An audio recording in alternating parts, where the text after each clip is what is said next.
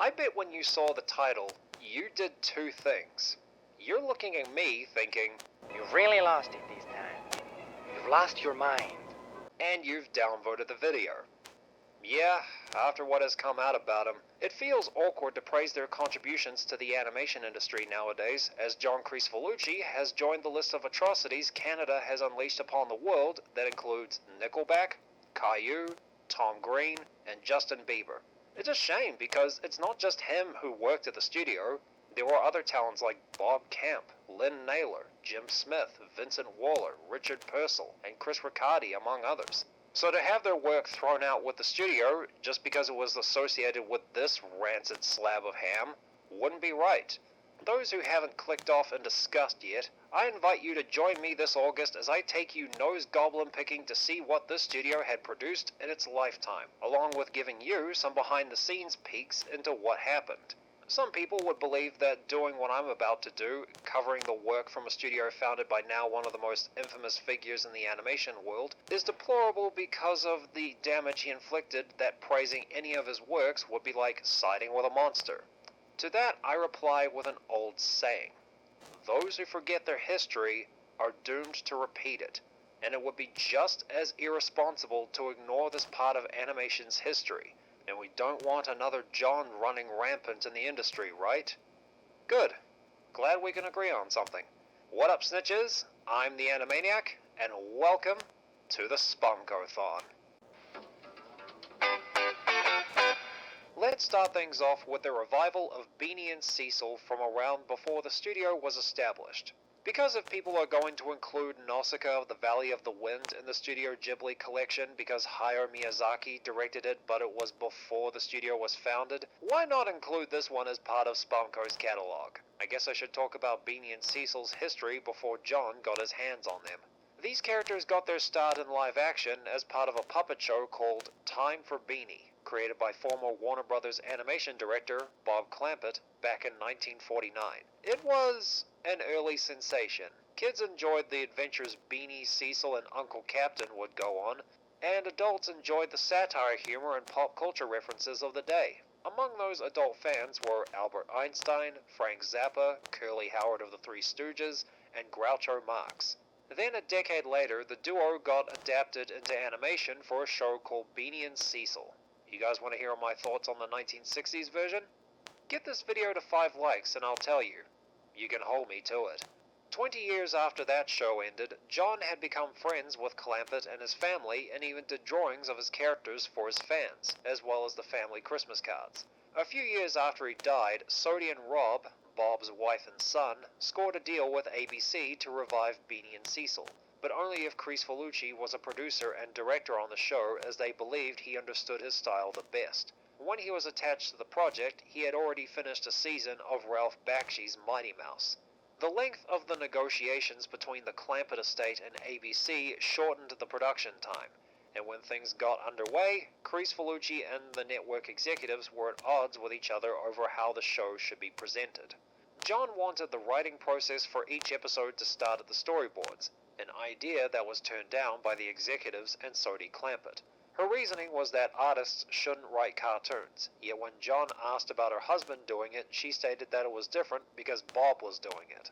They also brought in a story editor to ensure that artists don't sneak anything into the episodes. They first brought on Chuck Lorre, who'd later go on to create notable sitcoms like 2.5 Men, The Big Bang Theory, Mike and Molly, and Mom, among others. Chuck reportedly didn't seem to care about what John and his friends were trying to do because he was treating this gig as a stop for a live-action career, something that John didn't respect in the position of a story editor. Chuck didn't want to take the job at first, but he did when there was a writer's strike.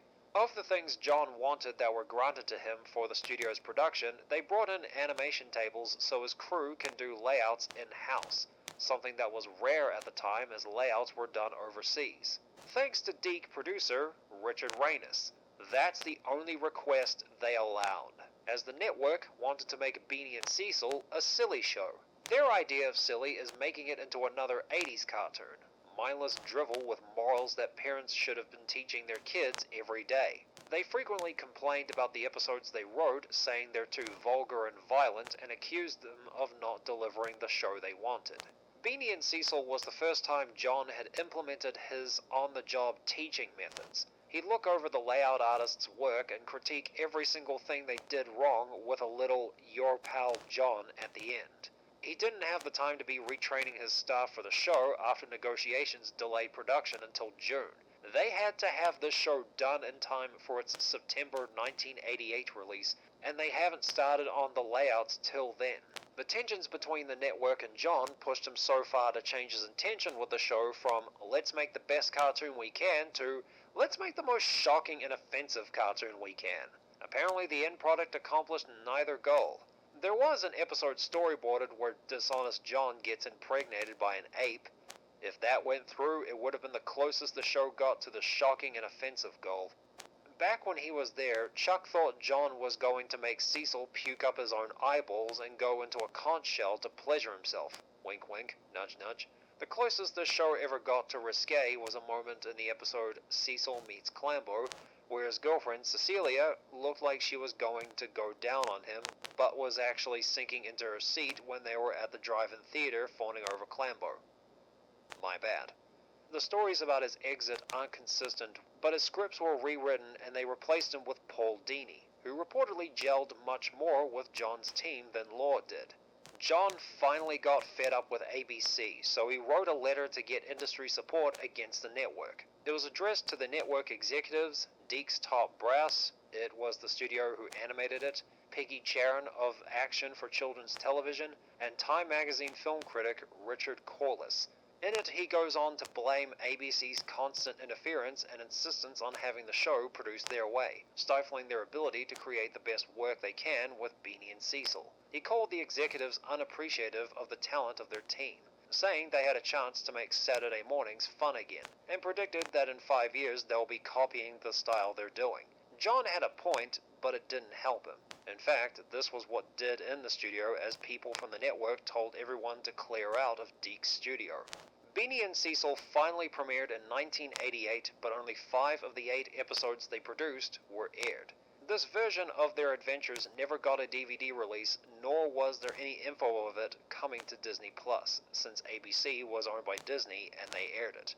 As for the show itself, well, the art style of Mighty Mouse The New Adventures is carried over into this version of Beany and Cecil. Kinda strange, but good backgrounds and character designs that are flat but have a sense of dimension to them. As for the quality compared to Mighty Mouse, it's been a while since I popped in that DVD set. My memory is fuzzy in that regard. I'll have to check Mighty Mouse out again in the future. The animation in this version of Beany and Cecil does have mistakes. The expressions don't match what characters were feeling based on the voice acting. Hey, put me down. Hey, what's the big idea? All right, I know it's an old trick, but I'm desperate. Then I noticed several times where there wasn't any lip syncing on the characters. Help, Cecil, help! Help, Cecil! If yous can't prove that you's bad, we has to cancel you's membership like this. It's working. While the slapstick in these episodes are executed okay, there are moments that drag or halt for some unknown reason. Like when dishonest John launched a giant plate of spaghetti heading towards Beany and Cecil, and it freezes for a second before it goes to a shot of our heroes in the golden menu. This never got a DVD release, so it couldn't have been an error from the transfer. This was on TV. There were more timing mess-ups in this episode, like the delay in revealing that Uncle Captain was eating a live pig, deflating the punch of the reveal.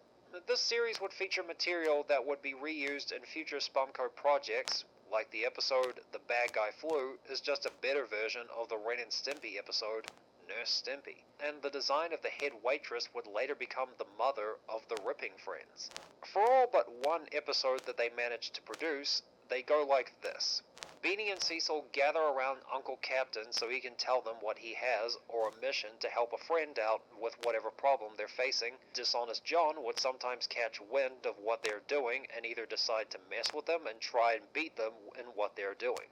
Beany and Cecil would either cross paths or catch wind of what John was doing and try and stop him, which they always do considering this is a kids' cartoon from the 1980s. Once victorious, they sail towards the horizon while singing their signature melody. That was once shown at the beginning of each segment of the 1960s version of the show. The structure of every episode is very basic and leaves plenty of room for the jokes. The only two characters of significant note in this series are Dishonest John, who is just the personification of the classic cartoon villain. Long black trench coat, twirlable mustache, and an evil laugh that's enjoyable to listen to.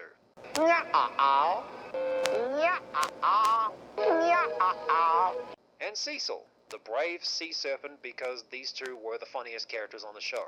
This version of the seasick sea serpent is Billy West's first voice acting role, and he manages to get the voice of the serpent in his performance. Cecil has tons of verbal and visual puns, the brand of humor that is the staple of Beany and Cecil.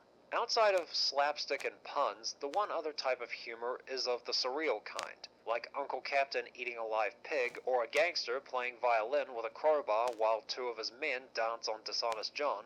Like the slapstick, these are decent as well, maybe even more so as these elements aren't hampered by the animation. This new version of Beany and Cecil may have been overshadowed by the story of how it was made, but what we got out of the drama wasn't bad. There were a few mistakes in the animation, the jokes were and it looks decent. It could have been so much better had ABC allowed John and his team to create, but it wasn't meant to be. I wonder how much it could have improved if more episodes were produced. The year after his revival of Beany and Cecil ended, John worked a few more odd jobs with Hanna-Barbera before deciding to establish a studio with Bob Kemp, Lynn Naylor, and Jim Smith. Chris Vellucci had reconnected with an old friend on Beany, animation producer Carl Masek, the man who helped bring anime to North America, and he took on the tasks of finding John and his friends a studio space and any animation gigs, while Naylor was a layout artist for various other studios, and Camp and Smith worked on Tiny Toons. It was tough going that year when they shopped around shows like G.I. Babies and The Ripping Friends. We'll get to that one later, but nobody took them then. After more of their projects went nowhere, John decided to step back into the animation industry, and what he would create would become the show that defines the studio and John's legacy. And there's a reason why I decided to do this in August. This month marks the 30-year anniversary of the Ren and Stimpy Show. The show about the gross and demented exploits of a chihuahua and a cat. That same year, the then young TV network, Nickelodeon, at that point in time were a rerun factory, were dipping their toes into original animated content that respects children when they made two animated specials. Producer Vanessa Coffey scheduled meetings with several independent animators to hear their ideas. John needed to get a meeting with her, and Masek begged her to give him a chance. She gave them the last slot before she went back to New York, and Spumco went all out for this meeting, putting together quite a presentation for them. The shows pitched to Coffey were He Hog the Atomic Pig, Jimmy's Clubhouse, starring Jimmy the Idiot Boy, The Predator, and Your Gang. Chris Vellucci's performance during the meeting convinced her to get his work on TV. They even impressed the Nickelodeon executives. They loved Jimmy's Clubhouse but didn't care much for the others. They already picked up Rugrats from Klasky Csupo, so they didn't need Your Gang, but Coffey did like two characters who'd later be known as Ren and Stimpy, and asked John to develop a show centered around them. John was not prepared to hand over the rights to what he felt like were his best creations to a network like Nickelodeon if one of them was greenlit. When they wouldn't budge on letting him keep his creations, he decided to keep Jimmy's Clubhouse and let them have Ren and Stimpy. I'm actually interested to see what Jimmy's Clubhouse would have been like. At the tail end of 1989, they started production on the pilot, Big House Blues. It focuses on Ren and Stimpy looking for food and shelter. They eventually get picked up by a dog catcher and are taken to the pound. They have a good time until one of them is led to be put down. Ren starts freaking out about this and tries to think of a way out. This 8-minute short cost him $80,000 to make with a relatively small team animating it. In comparison to the first episode of the show, this short's animation is incredible. There are plenty of sequences which shown to be theatrical fluid. I could only notice maybe one animated segment that didn't look good. It also contains a couple of the visual tropes the show is known for, The short has tons of visual jokes, whether it's our pals uniting in the face of adversity, their bellies getting chewed on by old man hunger, or their bodies distorting all over the place. And a handful of ironic statements like Ren chastising Stimpy for not having a sense of hygiene after he drank out of the toilet, and the narrator telling us he's been known to lie before proceeding with the following true story. Nice stuff. I imagine it had remained in its unedited form when it made the rounds at film festivals to promote the show, because when it aired on Nick TV in the show's first season, a few parts were cut out. The dog catcher shaking his butt when saying, "See if I care," after giving them party hats, and a sleeping Ren kissing Stimpy, freaking out, and then drinking out of a toilet were removed, despite the latter being included in the show's intro. The show overall is divided into two eras. The Spumco era, which covers the first 2 seasons, and the Games era for the other 3. I'll talk about the show during this time, then get into some behind-the-scenes stuff before moving on. Spumco pride themselves on making their cartoons look good, even if the story and jokes are weak. The backgrounds in Ren and Stimpy, depending on what genre they're doing and location, are done well. The suburbs and cities, mostly, are depicted as they were from a storybook, or from an early Hanna-Barbera cartoon. They're simple and help make the show come off as something for kids, and they're appealing. On the off occasion, they go for other background types to match the mood of the story. In Son of Stimpy, they come off as more realistic for the dramatic story of Stimpy looking for his fragrant offspring. A visual hallmark of the show is its paint drop backgrounds. The normal ones would drop out for color cards with blotches on them. These are used to help emphasize a character's emotions when they're excited, angry, or slipping into insanity. When Ren and Stimpy are put into a fantasy setting, they get it down okay, but their imagination is let loose on the science fiction episodes. Gaze at all of these. The show didn't have model sheets the artists had to adhere to, as John encouraged them to never use the same facial expression for them twice. This resulted in Ren and Stimpy having unique expressions of emotions we knew.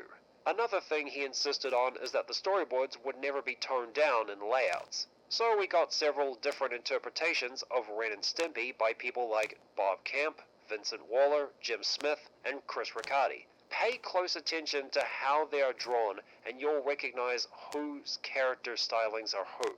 How they are animated fluctuates from episode to episode. They've used various studios of varying skill to work on them, so the work they turn in will be bound to have some mistakes from the lesser quality studios. There would be painting errors. The turtle shell in Untamed World was painted white in one shot when it was green in every other. Camera errors were present in Nurse Stimpy as Ren took off his fur and Untamed World during Ren and the Yak's chase. And character animation errors, like the layers being visible on Ren in Stimpy's Big Day, and Stimpy still moving when he's supposed to have stopped in Nurse Stimpy. Apart from those instances, Season 1 appears to be animated more smoothly underneath its graininess. When Season 2 began, the graininess was taken out. A good chunk of the work had moved over to a new animation studio called Rough Draft Korea. That's right, the studio that is used on a lot of shows got its start on Ren and Stimpy. Established by Greg Vanzo in 1991, he animated footage of fire dogs in his garage. He showed it to John, hoping to get work on the show. John was nervous about presenting this idea to Nickelodeon, but they agreed to let Greg set it up in Korea and for John to use them on Ren and Stimpy. These guys produced the second best looking episodes of Season 2. Now, the studio to crank out the best animated episodes is Carbuncle Cartoons. When you look at Son of Stimpy, Sven Hoek, Man's Best Friend, and the Royal Canadian Kilted Yaxman, it is amazing how smooth they are. This is the stuff you find in animated movies. I'm amazed this was made for television. The show's title characters starred in Big House Blues, but we didn't get a good grasp on their personalities in the short. So let's get into them as they are in the show. Ren Hoek is a skinny asthma hound chihuahua with a short fuse. John had noticed a photo by Elliot Irwit of a chihuahua in a sweater that he found to be really funny. He drew him several times during college and would do an impression of Peter Lorre, saying things like, "I am here to murder your baby." Ren on the show is At his base, the one who thinks of himself as looking out for Stimpy, the one who thinks of the schemes for them to get food and shelter, the one who carries himself like someone who knows his way through the world until something comes along to flip it over. The characters in the show, when they went nuts, it wasn't the classic goofy kind of nuts. It was like they have legitimate mental problems. Ren, when he gets angry, it's intense and entertaining. Whether he was having an outburst Shut up! He's had this coming for a long time now! or retaining himself when threatening people. I'm gonna hit you, and you're gonna fall. And I'm gonna look down, and I'm gonna laugh.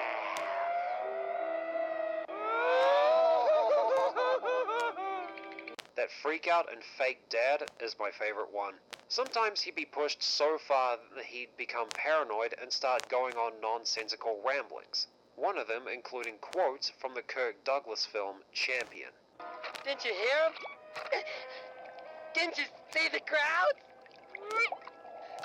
Chris Felucci has taken on the role of Mr. Hoek during this era. He was able to project Ren's varying states incredibly well and have it come off as natural. His best friend, Stimpy, is a red-haired, blue-nosed, dumb cat. His design was inspired by the cats from the Bob Clampett cartoons Birdie and the Beast and Gruesome Twosome, and Billy West does his impression of Larry Fine for him. As he directed him, John told him to start from Larry to sound like a man whenever it sounded like he was drifting away. His push for perfectionism on the show made him push West to make him deliver his best performances. John had pushed himself, Billy West and others, to being hoarse until they got a great one. Michael Pataki, the man behind George Liquor, was reported to have a beet red face and sweating after his recording sessions.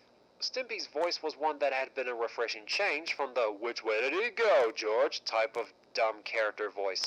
It contrasted well against his childish personality in a classically funny way. Because he often acts foolishly, he makes Ren flip out at him and smack him several times while calling him names. After Ren gets his thoughts on the world flipped over, Stimpy doesn't see this change and ends up believing the fake scenario they're in is real. I'm not your dad. I'm only your fake dad, and only for this weekend. Be nice to the product of your loins. My fake loins. When Ren gets his hands on him, he smacks him for his stupidity. In his obliviousness to Ren's obvious suffering, or the extent of it in episodes like Stimpy's Fan Club, he'd give his pal little things to help him feel better, like write him a fan letter or looking after him when he's sick. Ren and Stimpy in this era were a roller coaster of entertaining emotions in a duo. The show takes on the format of Golden Age cartoons. They're placed in whatever scenario, time period, and roles while retaining their personalities for the episode's story to play out. Out of the variety of stories, I was able to find 3 recurring ones. One where they're homeless and are looking for food and shelter. In these, Ren is the one who comes up with a scheme to get him and Stimpy those things. They'll succeed at it for a while until it somehow finally backfires. The Boy Who Cried Rat, Fire Dogs, Big Baby Scam, and Monkey See, Monkey Don't tell this type of story. Stimpy's storybook is where he reads a classic fairy tale in his own random way because he can't really read them. The approach was present in Robin Hoek to hilarious effect, but it fell by the wayside in The Littlest Giant. And finally, there is Commander Hoek and Cadet Stimpy, a trilogy of adventures throughout the universe. They all end with them meeting their demise. Throughout the series, you'll come across a few types of humor. The first is slapstick. Their approach is, at its best, you can see it coming, but they do all they can to make it painful and at times satisfying.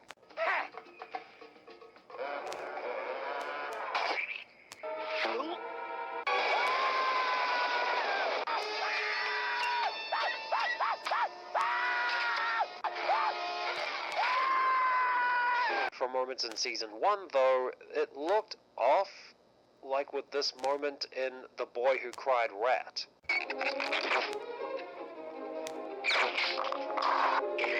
Yow! You're murdering me. That doesn't look good. Next is the element that would define Ren and Stimpy, Spumco, and Nickelodeon. Gross out. Every bodily function you can think of, those hideously detailed close-ups, and fixating on butts. Oh joy!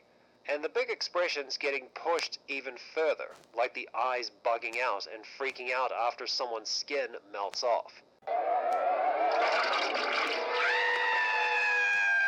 Strange enough, this era of the show is the least gross, at least in comparison to what we'll get later. I'm confused over why Nick would complain about stuff like that. And lastly, innuendos. Like they would call boogers magic nose goblins and dog poop lawn cigars. Ren and Stimpy are shown as best pals a lot of times, but there are times where their relationship becomes romantic. Them sleeping in the same bed, Ren implying they should kiss underneath the mistletoe. That scene was censored initially, but they let it air as is because someone was sad by it. Sometimes there would be unintentional ones. The rubber nipples in Rubber Nipple Salesman was a change from just nipple. I'm imagining the lines as intended for the episode. Would you like to take a look at some fine nipples? You look like someone who could really use some nipples. Now, dear, don't you go buy new nipples when you don't use the ones you already have. I bet you thought nipples were just to put in your mouth. It's childish, but I'm grinning at it. They made them add the word rubber in front of nipple, but they inadvertently allowed the crew to refer to them as condoms. Coming back to the Commander Hork and Stimpy episodes and how they ended, they do so in various ways. There would be nice ones where Ren and Stimpy have achieved their goal, they're reunited, or Stimpy is allowing Ren to cry in his embrace or get rewarded for doing a good job. Bad endings like they get punished for their schemes falling through and Ren scolding Stimpy for his idiocy, like allowing a beaver into his own clean water supply. Then there are ones that leave you confused, like it would stop at a point before getting to anything resembling the real ending, like Ren smacking Stimpy with the space guide surrounded by killer bacteria, but they don't do anything to them, or Ren getting beaten up by two nude babies in front of a cop, their nude father, and Stimpy who just watches. 1, 2, Let me go. 5, 6, that's enough! Or just getting kicked out of a client's house and ride off on bulls a la the Three Stooges. Now get out!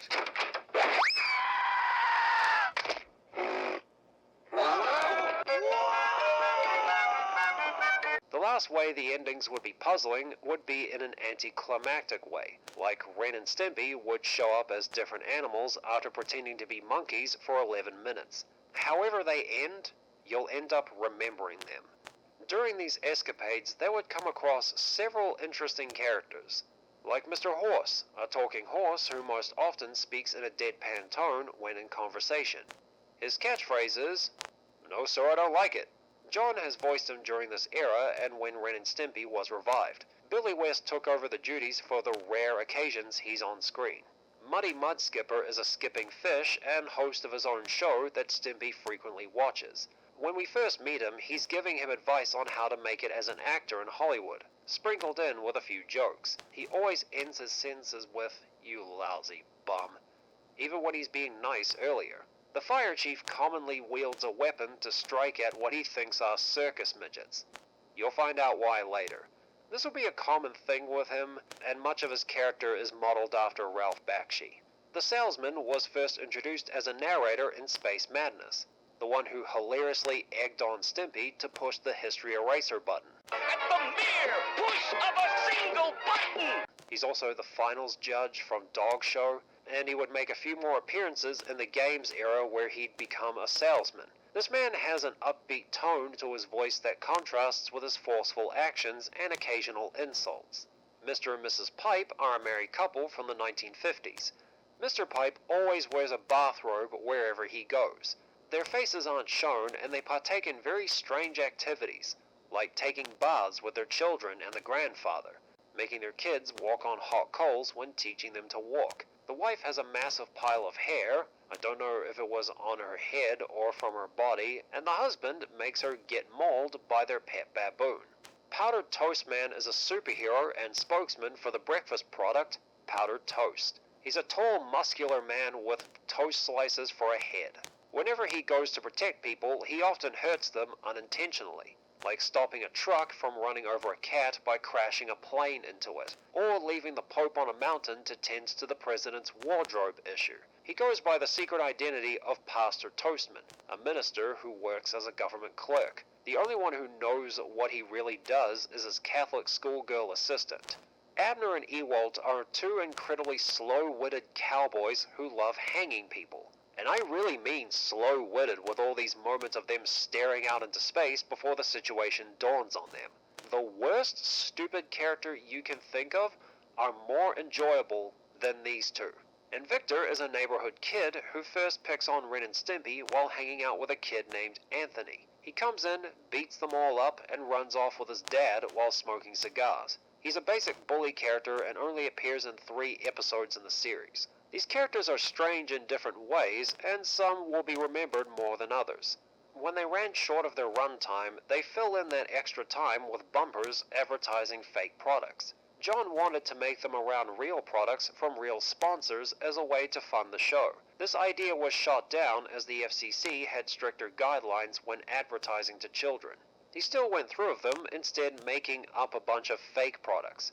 The new goal was now to satirize the idea that companies can sell anything. Log toys with an amusing jingle, powdered toast in a can, sugar-frosted milk, gritty kitty litter, and sugar sod pops are products seen in this era. In the case of this show, the satire was lost on the kids who saw them, and they ended up wanting the fake products.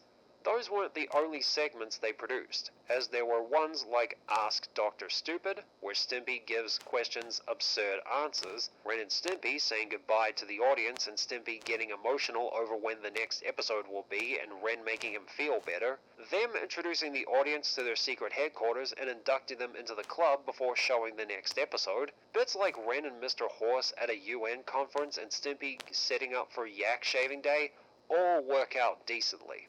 It's time to show everyone all the censoring that happened during this era, whether it was for broadcast or on the DVD set. The first season remained untouched by the censors when production on those episodes finished and on the DVD, but season 2 has been censored quite a bit. Apparently Ren and Stimpy's physical was edited down for In the Army's airing on Spike TV years later. I don't think that matters that much, and I don't know what parts were cut out. And I don't think I'll ever know. The cross on the Pope's hat was removed, and his name was changed to the Man with the Pointy Hat in Powdered Toast Man, and the scene where Powdered Toast Man uses the Constitution and Bill of Rights to restart a fire was cut from broadcast, but you can watch it on the DVD set. A moment where Stimpy spits into a jar and Ren's toothache was removed on the English DVD set, and Ren grinding his teeth into dust looked to be cut down.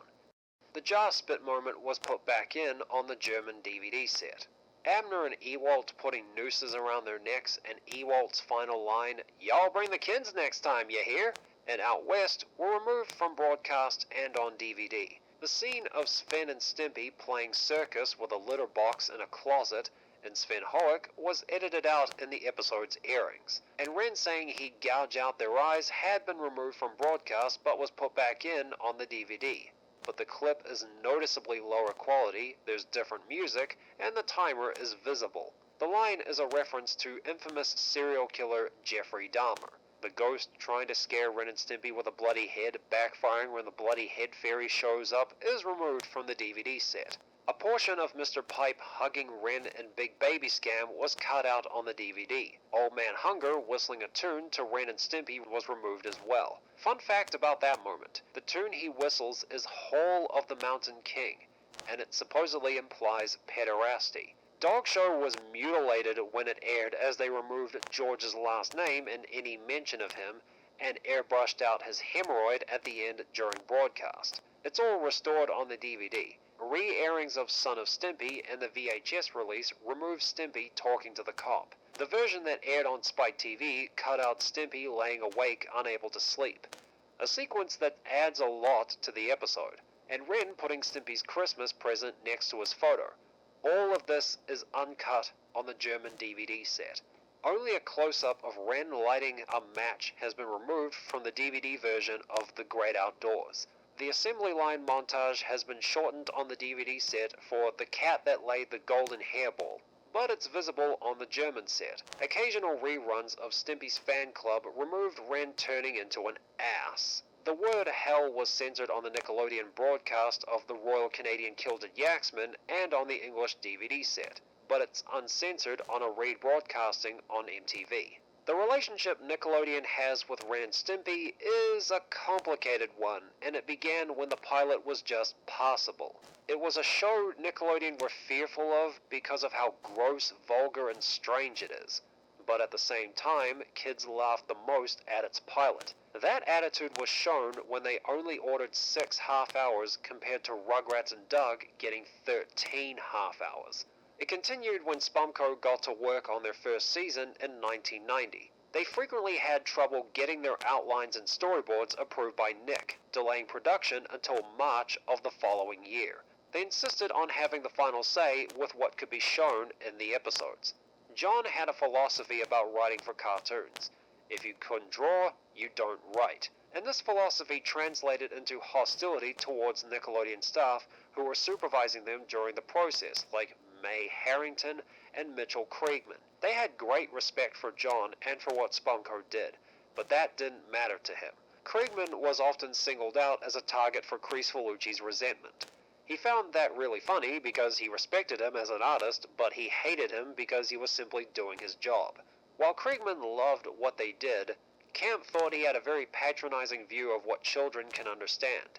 He and John told him the format for Ren and Stimpy was like Rocky and Bullwinkle. Kriegman said kids wouldn't be able to follow along with a show like that. The Nick execs had a hard time understanding the written premises of the show that John had to fly out from Los Angeles to New York to explain them. They would get it, but when Spumco would board them, they'd notice some questionable stuff in them. John thought their lack of understanding of animation's fundamentals were the cause of these back and forths. Sometimes they don't understand the show's humor and wanted John to break the unspoken rule of comedy. Explain the joke.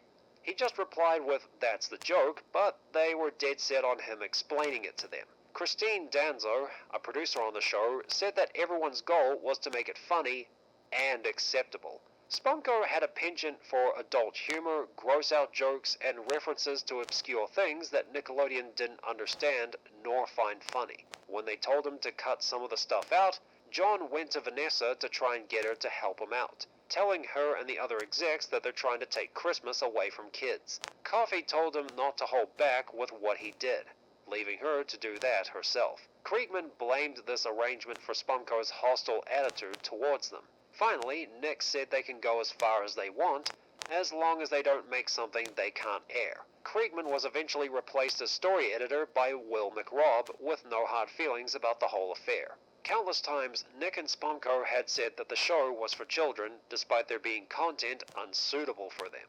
John oversaw the layout process that Vanessa Coffey signed off on. He gave the artists the storyboards to work from, sometimes giving them additional drawings he just drew for guidance. When they finished their first drafts, he'd go over them, call for changes, and send them back for corrections. They'd make them and bring them back to him for it to start again. This would happen 3 or 4 times before he'd approve them for the next stage. The quota for layouts was 15 scenes per week.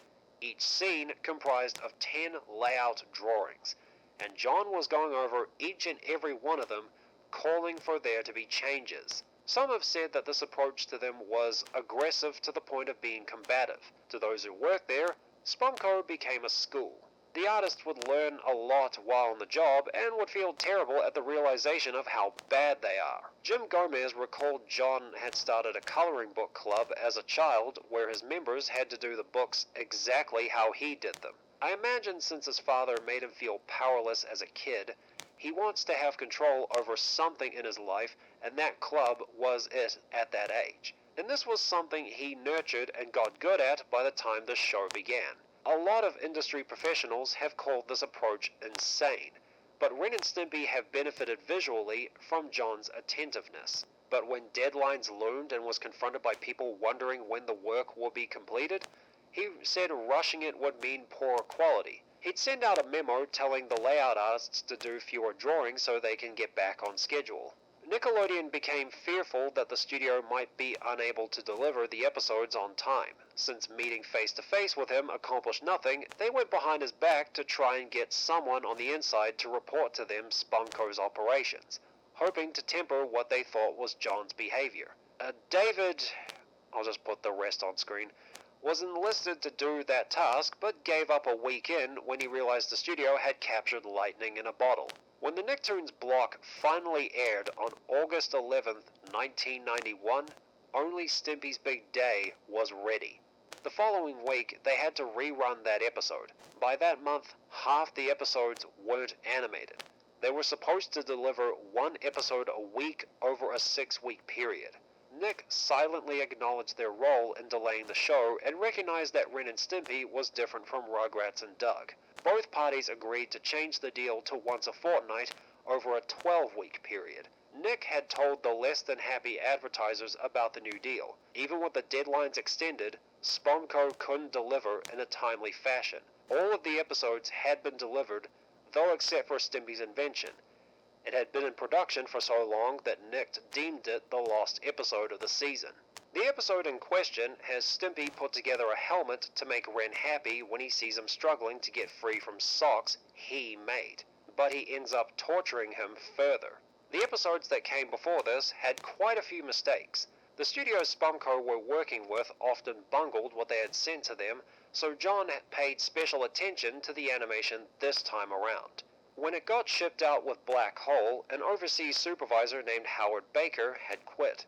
John asked Bob Jakes of Carbuncle Cartoons to take up the job in the Philippines. He said he had enough of working in Asia, but when he saw what Phil Cartoons had did to Fire Dogs, he accepted. When he saw what footage they had done for Stimpy's Invention, they reportedly looked terrible. He had no choice but to use the original pencil test to save it. In one instance, he noticed a 3-frame camera move had been changed to an 11-frame one.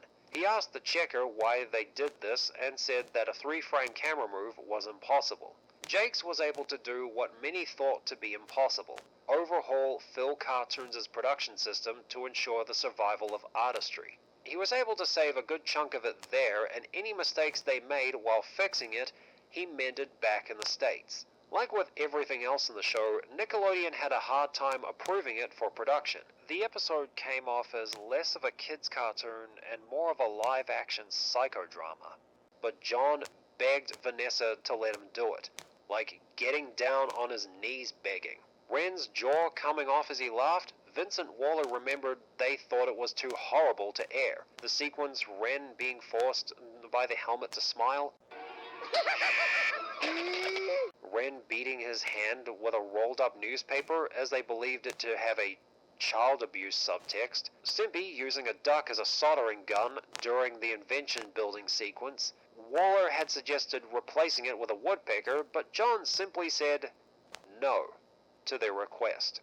While they did have the usual fights over content, Stimpy's Invention's problem was that John didn't want to send it out until everything about it was perfect, even going so far as to redraw all the layouts himself. A lot of the Spumco employees shared Coffey's opinion on the situation. John wanting the episode to be the hit of the season caused them to toss out the production schedule as it took them a year to do. One part about it wasn't the episode's quality, but just John being indecisive about certain things, like the stay put socks gag. It was during this episode where there was a time he yelled at David, here's the name up here again, for accurately guessing what colors he'd make the Happy Helmet.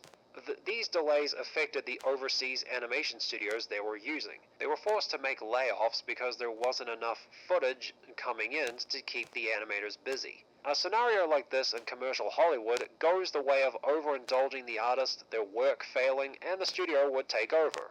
That didn't happen for John. Nickelodeon had advertised Stimpy's Invention as the lost episode, and John predicted that it would be the hit of the season. He was right.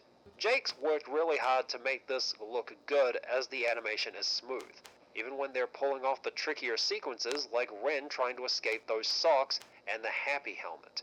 I noticed maybe a couple of ironic moments, if you consider Ren wanting to finish reading his paper one. Okay, I only found one. It was him saying stay-put socks were a good idea even for people who don't wear clothes.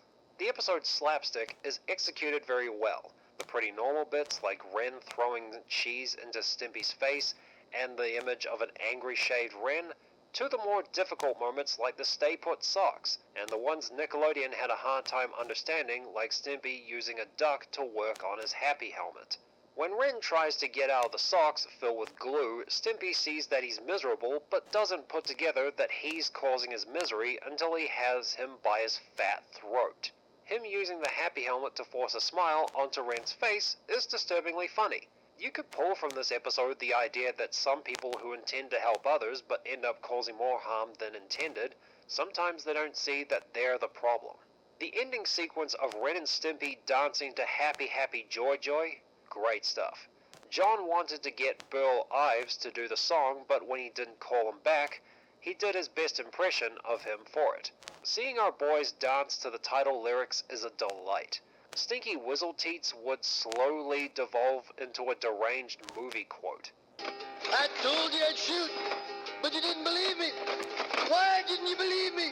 We still had some enjoyable lines in this song before that. I'll teach your grandmother to suck eggs. A fly marrying a bumblebee. Because the episodes were missing their original deadlines for delivery, hence Nick changing the deal, the ratings for the reruns initially fell behind Rugrats and Doug. But then word about how the show stood out from those two began to spread when the reruns continued.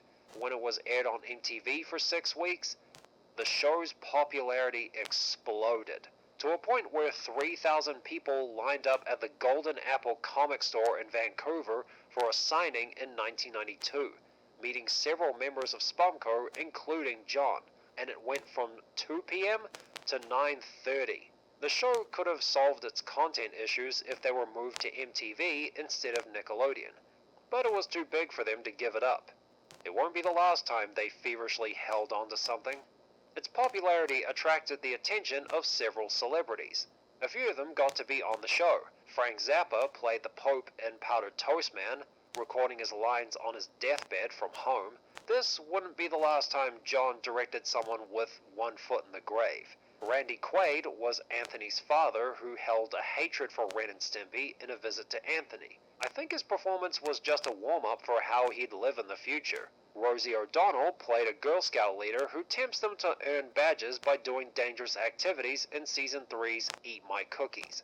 Dom DeLuise played an islander who talks like Marlon Brando, named the Big Kahuna in Season 4's Aloha Whack, where they lived in the carcass of a whale. Gilbert Gottfried voiced Jerry the Belly Button Elf in the Season 3 episode of the same name. He convinced Stimpy to hop inside his own belly button after playing with it for so long, and then he goes berserk and eats him and Ren when he's served Linzloaf. While several notable people got on the show, not everyone who was interested got in, but for different reasons. Phil Spector was ready to star in an episode called Cellulettes, where Stimpy joins a girl band, playing a character named Ernie Volva. For some reason, this never became an episode. Maybe they shouldn't have named one of their characters after genitals. The one whose last name was Liquor had a tough time being on the show, and Robin Williams' agent called John to ask if he can do a voice on the show. John told him to call him Fucking faggot. You folks now have another reason to hate him. You're welcome. When they were waiting for Stimpy's Invention's incredibly late arrival, they ordered a second season of 20 half-hour episodes. Once that deal was made, Christine Danzo left the production because she couldn't deal with John and Nickelodeon fighting. This deal meant that John had to hire more staff, so he bought up ad space in Comic Buyer's Guide, where applicants had to fax in their drawings of Ren and Stimpy to him, but only if they can draw them really well. And if you did, you were lucky to get a layout test and get hired. Being a Spumco employee involved working unpaid overtime, being paid under union scale, and beating yourself to draw better for John in the show.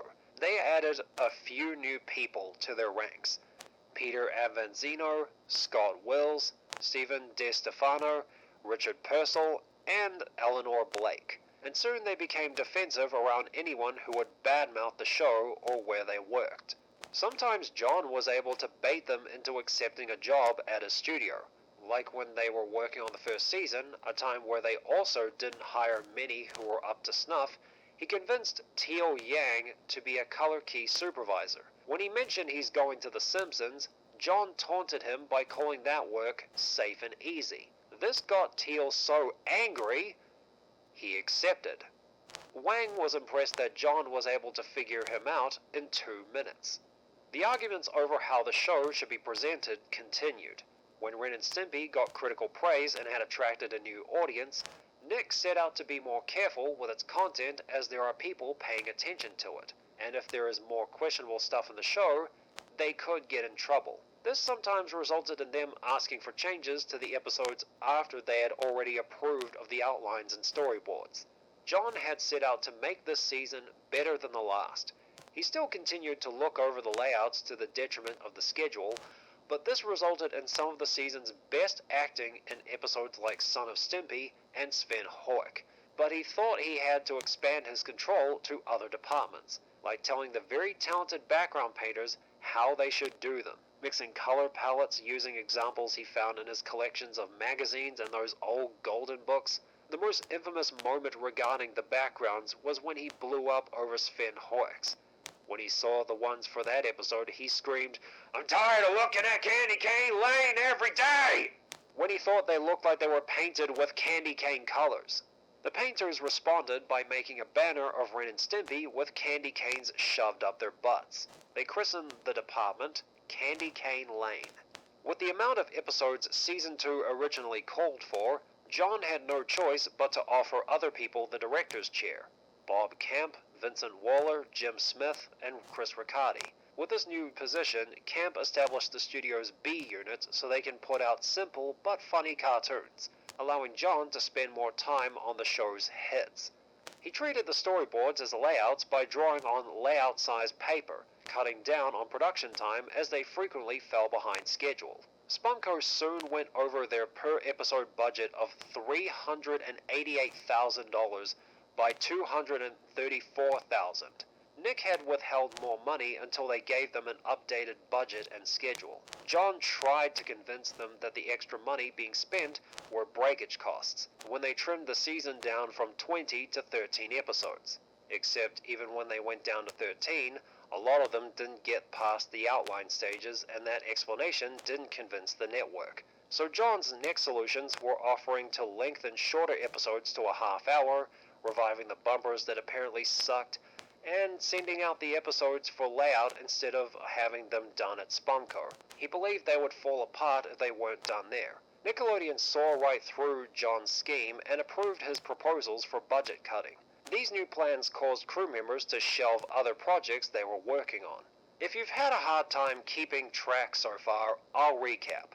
The problems surrounding the show at the time were Nickelodeon's constant censoring, whether it was because they didn't quite understand how the show worked starting out, or when it blew up they got more cautious of what could be shown because a demographic they didn't expect were watching and critics were paying attention. Spumco failed to deliver the episodes on time through a combination of John's perfectionism and Nickelodeon taking forever to approve them for production, and the studio went over budget. I understand that producing good animation is expensive, and this guy was raking up a higher bill for the network than they were comfortable with. These problems culminated with the first banned episode of the series, Man's Best Friend. In it, George Liquor, American, adopts Ren and Stimpy from the pet store and plans to mold them into champions with rigorous training. This involves making them poop on command, sit on his couch so he can shout at them, and have them attack him. The idea came from John and Jim Gomez's first trip to buy beer in LA.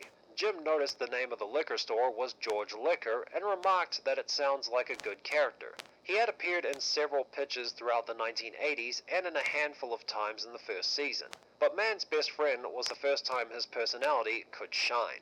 John and Chris Riccardi came up with the story while having lunch at a diner. As John was describing some of the stuff that would be in the episode, a nearby patron would get disgusted and cuss him out for it. This interaction would be the inspiration for the moment with the flies in Ren's toothache. What are you trying to do?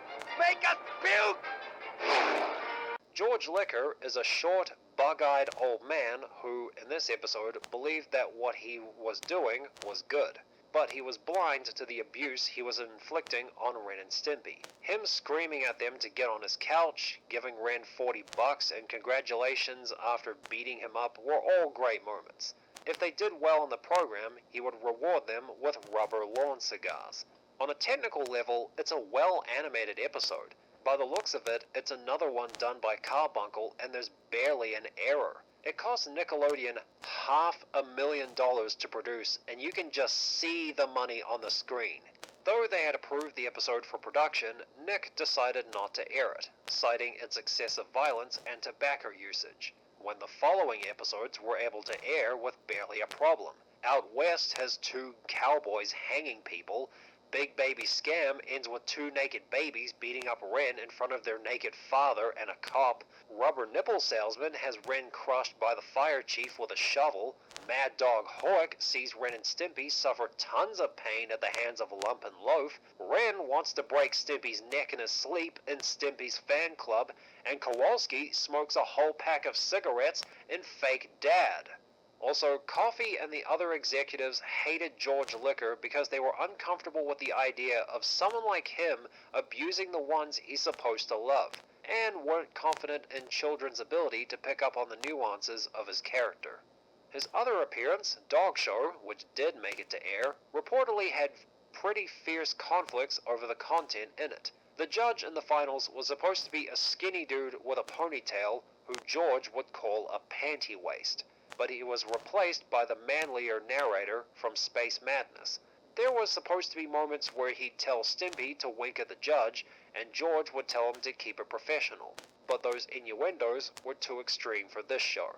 As the conflict over this went on, John lost interest in the episode and had Chris Riccardi direct it, as he deemed it safe enough for him. As I mentioned before, because his last name is an alcohol reference, they had to censor it for broadcast. Man's Best Friend represented everything Nick hated about Ren and Stimpy and Spumco. Unwilling to compromise, it was delivered late, it cost them too much money, and they felt like they couldn't air it. John refused to cut anything out of the episode, so Nickelodeon got fed up, fired him, and removed Spumco from producing the show. Their decision to fire him was not an easy one to make, because John was painted by the press as the guiding force behind the show, and firing him would result in a PR nightmare. A little while before they made that choice, they met with him to discuss how to keep him on the show, but in a less involved position. One of their ideas was taking the bulk of the work to be done in another studio, leaving Spumco to do the A material. John rejected that, and they had no other choice. Various publications came to his defense. Fans of the show and major figures in the industry like Ralph Bakshi and Matt Groening came out to support him and expressed their disgust at what Nickelodeon had done. Taking almost all of the crew meant they had to establish a new studio. The future Nickelodeon Animation Studios was called Games Animation in August of 1992. The studio ID at the end of every half hour was Stimpy in a milkman outfit that was inspired by a comment John had made about handing over an unedited cartoon for them to finish it. What was missing was the bloody knife. Roy Smith and Jim Ballantine had found the network an office building for it at $100,000. The relationship of everyone at the studio was akin to a family, so when John got fired, fallouts between them began. Nickelodeon saw the opportunity to entice the crew to still work on the show. They approached Bob Camp in secret to take it over. Working with John left him a bad taste, and with a family on the way to support, he took the job. Scab! John had at first encouraged everyone else to go to games, but later flipped out when they did, saying they weren't his friends. Scab! Billy West recalled John's outburst at him continuing with the show, demanding that he quit to get enough leverage to convince the network to let him stay. He decided to not get involved in the situation. The people who stayed with John were Jim Smith, Eleanor Blake, Vincent Waller, Mike Fontanelli, Eddie Fitzgerald, Libby Simon, and Richard Purcell. and they wrote a letter saying the crew won't work on Ren and Stimpy without John with their signatures on it. Fitzgerald thought that because the show has a particular style that's difficult to perfect, and the team was irreplaceable. The downside to them staying was he had no work for them and found themselves working on Deke's The Adventures of Sonic the Hedgehog. When he was removed from the show, Nick continued to pay him sums of money for every half hour produced in his absence, and the rights to George Liquor had reverted back to him, which meant they couldn't make footage that would make Man's Best Friend airable. The network refused to discuss this with the press. Their radio silence on this matter allowed what was left of Spumco to drag them through the mud in various interviews. One of the articles said that Ren and Stimpy is dead and is now being handled by morons. Season 2 wasn't wholly finished when John got fired, so the remaining episodes were completed at games. While the work was taken out of Spumco, John hurled at Roy Smith every insult he could think of. Roy gave him very classy parting words, but John wasn't a class act about it that he became critical of the episodes Spumco started that games finished. Go back to Chicago, you ugly hook-nosed sweet! Ow! Ow! And ow! The animation quality for this era is more consistent. It's all pose-to-pose, but of a slightly lower standard than Spumco's averagely animated episode. One of the big changes in this era was that the majority of the episode's layouts were done at the satellite studios. John has considered them the last place where anyone can control the acting in cartoons. That's why he had paid very close attention to them to try and get the best versions of them from the artists. But in this period they were done overseas, where the artists there took the storyboards and blew them up. The people at the games did the characters in the boards in an awkward way and tried to cram as much detail into each scene. The characters don't have any dimension during this run, coming off as more detailed stick figures. The animation and art wasn't the only thing about the show that changed. Because John was fired, that meant Billy West took over voicing Ren for the remainder of the show. His take on the character was very shallow in comparison to John, and how he was written during this run blew up his jerky, selfish nature over every other facet of him. As with Stimpy, West got more high-pitched with him, drifting away from sounding like a man that made his childish personality funny. He, weird enough, was written the same during this run, and the episodes took on a mostly different approach from here on in. Outside of certain crew members who sacrificed their free time to make some of the games era's better episodes, Nickelodeon urged the crew to move away from making psychodramas and towards being a silly, gut-funny kind of show. These episodes were described as having a Mad Lib approach to how they're written. Pick a scenario and put in a few silly things to constitute jokes. It had been known that Nickelodeon had problems with Ren and Stimpy's content. While I didn't detect any hints to them being gay or jokes like the prison romance book, this era proved to be darker, more violent and gross than Spumco ever was. Stimpy's organs being shown after his skin is torn off, them being eaten by a worm that looks like Fred Flintstone, them being ripped apart by a vicious baboon, Stimpy feeding glasses of camel spit to Ren to help him sleep, and living inside a festering whale carcass that got worse underneath the hot sun are sights you'll see in this era. Some have concluded that because this era produced more extreme content than what Spumco made, they suspected the real reason they fired John was because they found him difficult to deal with. What also doesn't help their case was while they banned Man's Best Friend for George Liquor's overbearing presence on Ren and Stimpy, among other things, they produced several episodes featuring similar characters for them to react to instead of acting along.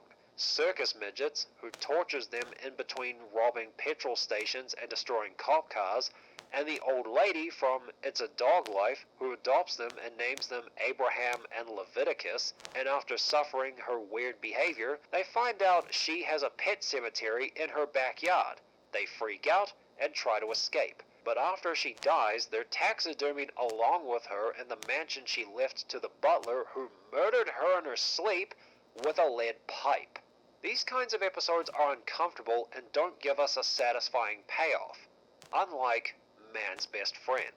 Other reoccurring characters that show up in this period are Wilbur Cobb, the godfather of animation in this show, and is built up to be that in Stimpy's cartoon show. Then when Ren and Stimpy present the cartoon Stimpy slaved over, we see he's a doddering old fool who rambles nonsensically. He's used very well in this episode, but is shoehorned into a few other to diminishing results because Camp wanted to give Jack Carter some work. Haggis McHaggis is a Scotsman, in case the name repeating the word haggis was too subtle a clue, who once had a TV show where he beat his dog with a shillelagh. When it got cancelled, he lost his house and was on the street. When he'd get reminders of how much of a big deal they are, he sets out to get revenge by making a discount version of their show, but it halfway backfires on him as he got what he wanted but got kicked out anyway. He'd be shown in several more episodes. One where he goes through a bunch of trials by a leprechaun for a head of hair, and being taken in by Commander Hoik and Stimpy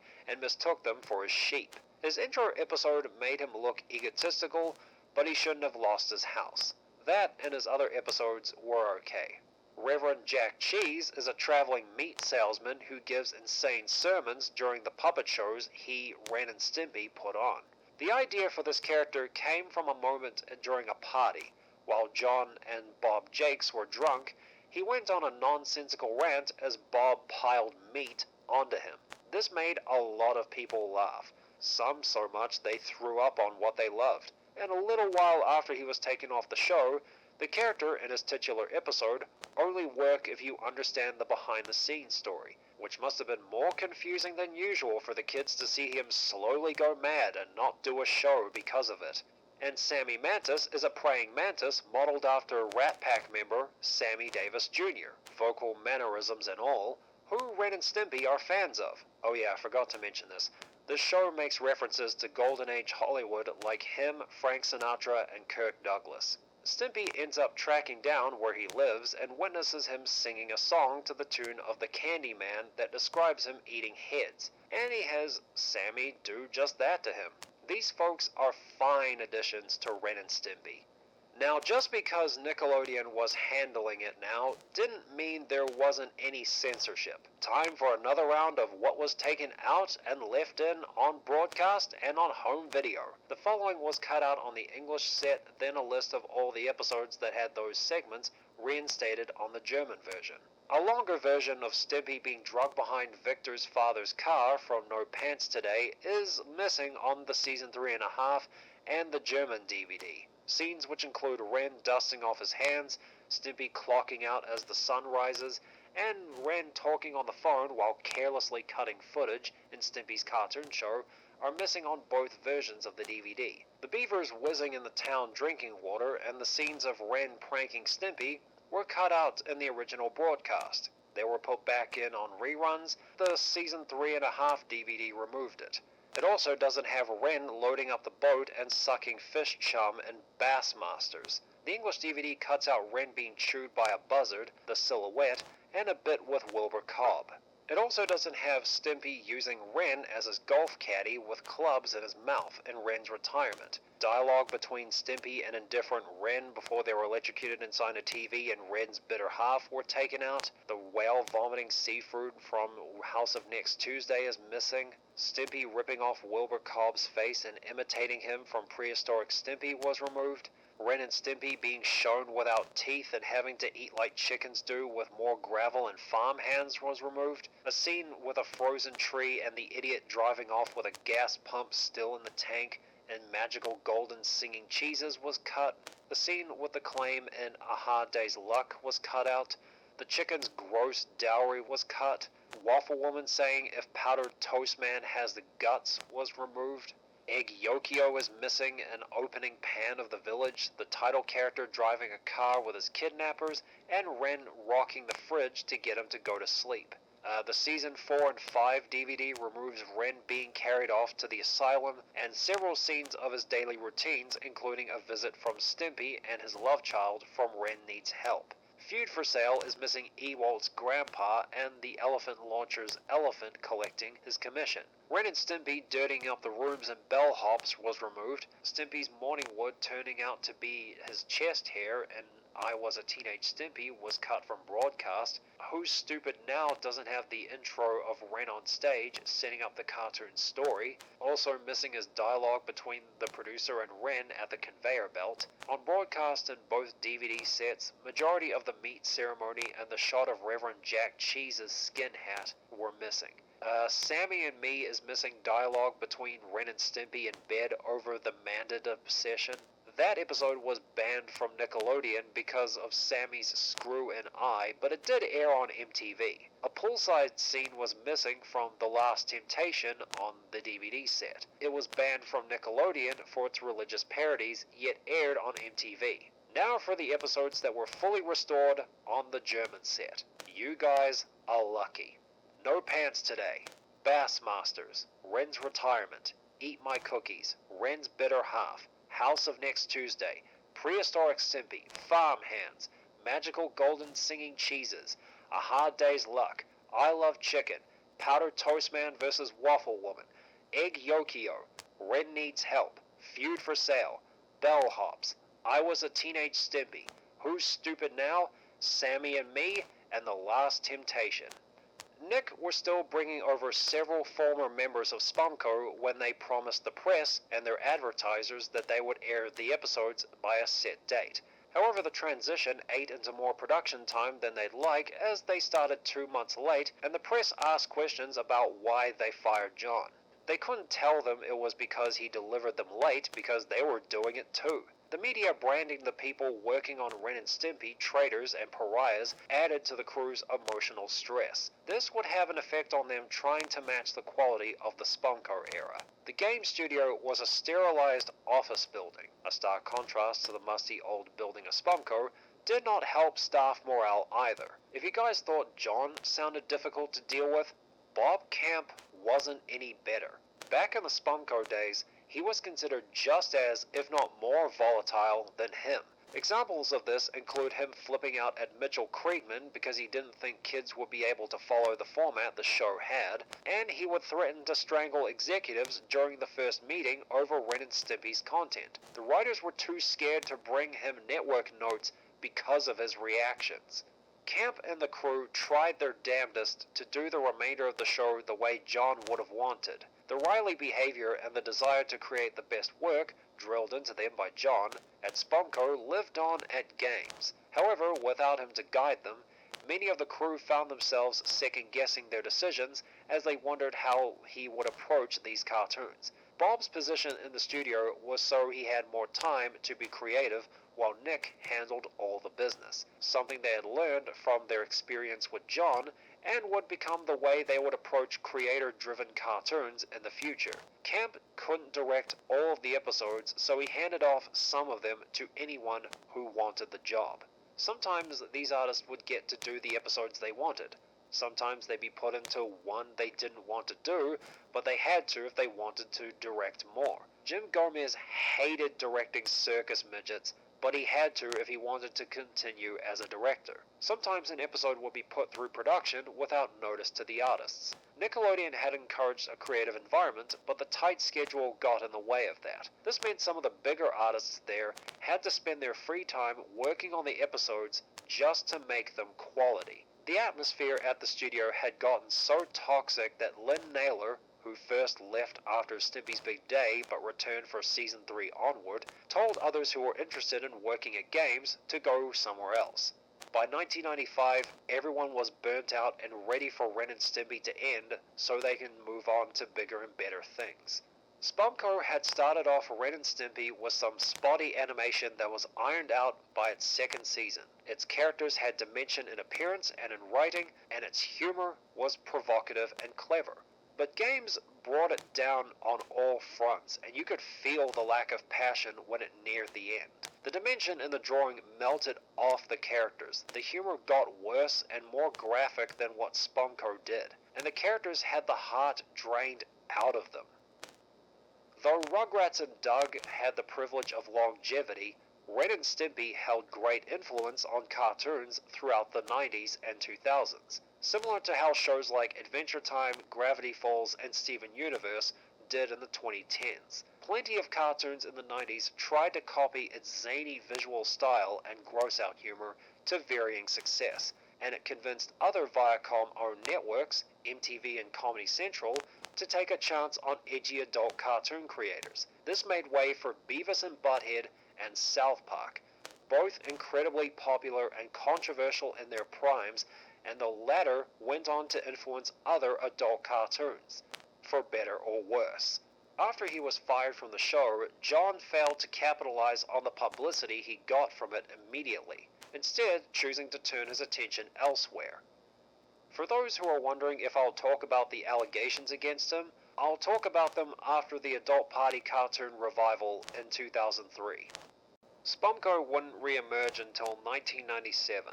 Like I said earlier, John was able to keep its doors open thanks to the settlement with Nickelodeon. But once Ren and Stimpy was cancelled and that money stopped coming in, he filed a lawsuit stating that merchandising rights for the show would revert back to him. He also demanded an injunction against MTV, compensation, and $100 million in damages. The network scoffed at these claims but knew there was merit to them.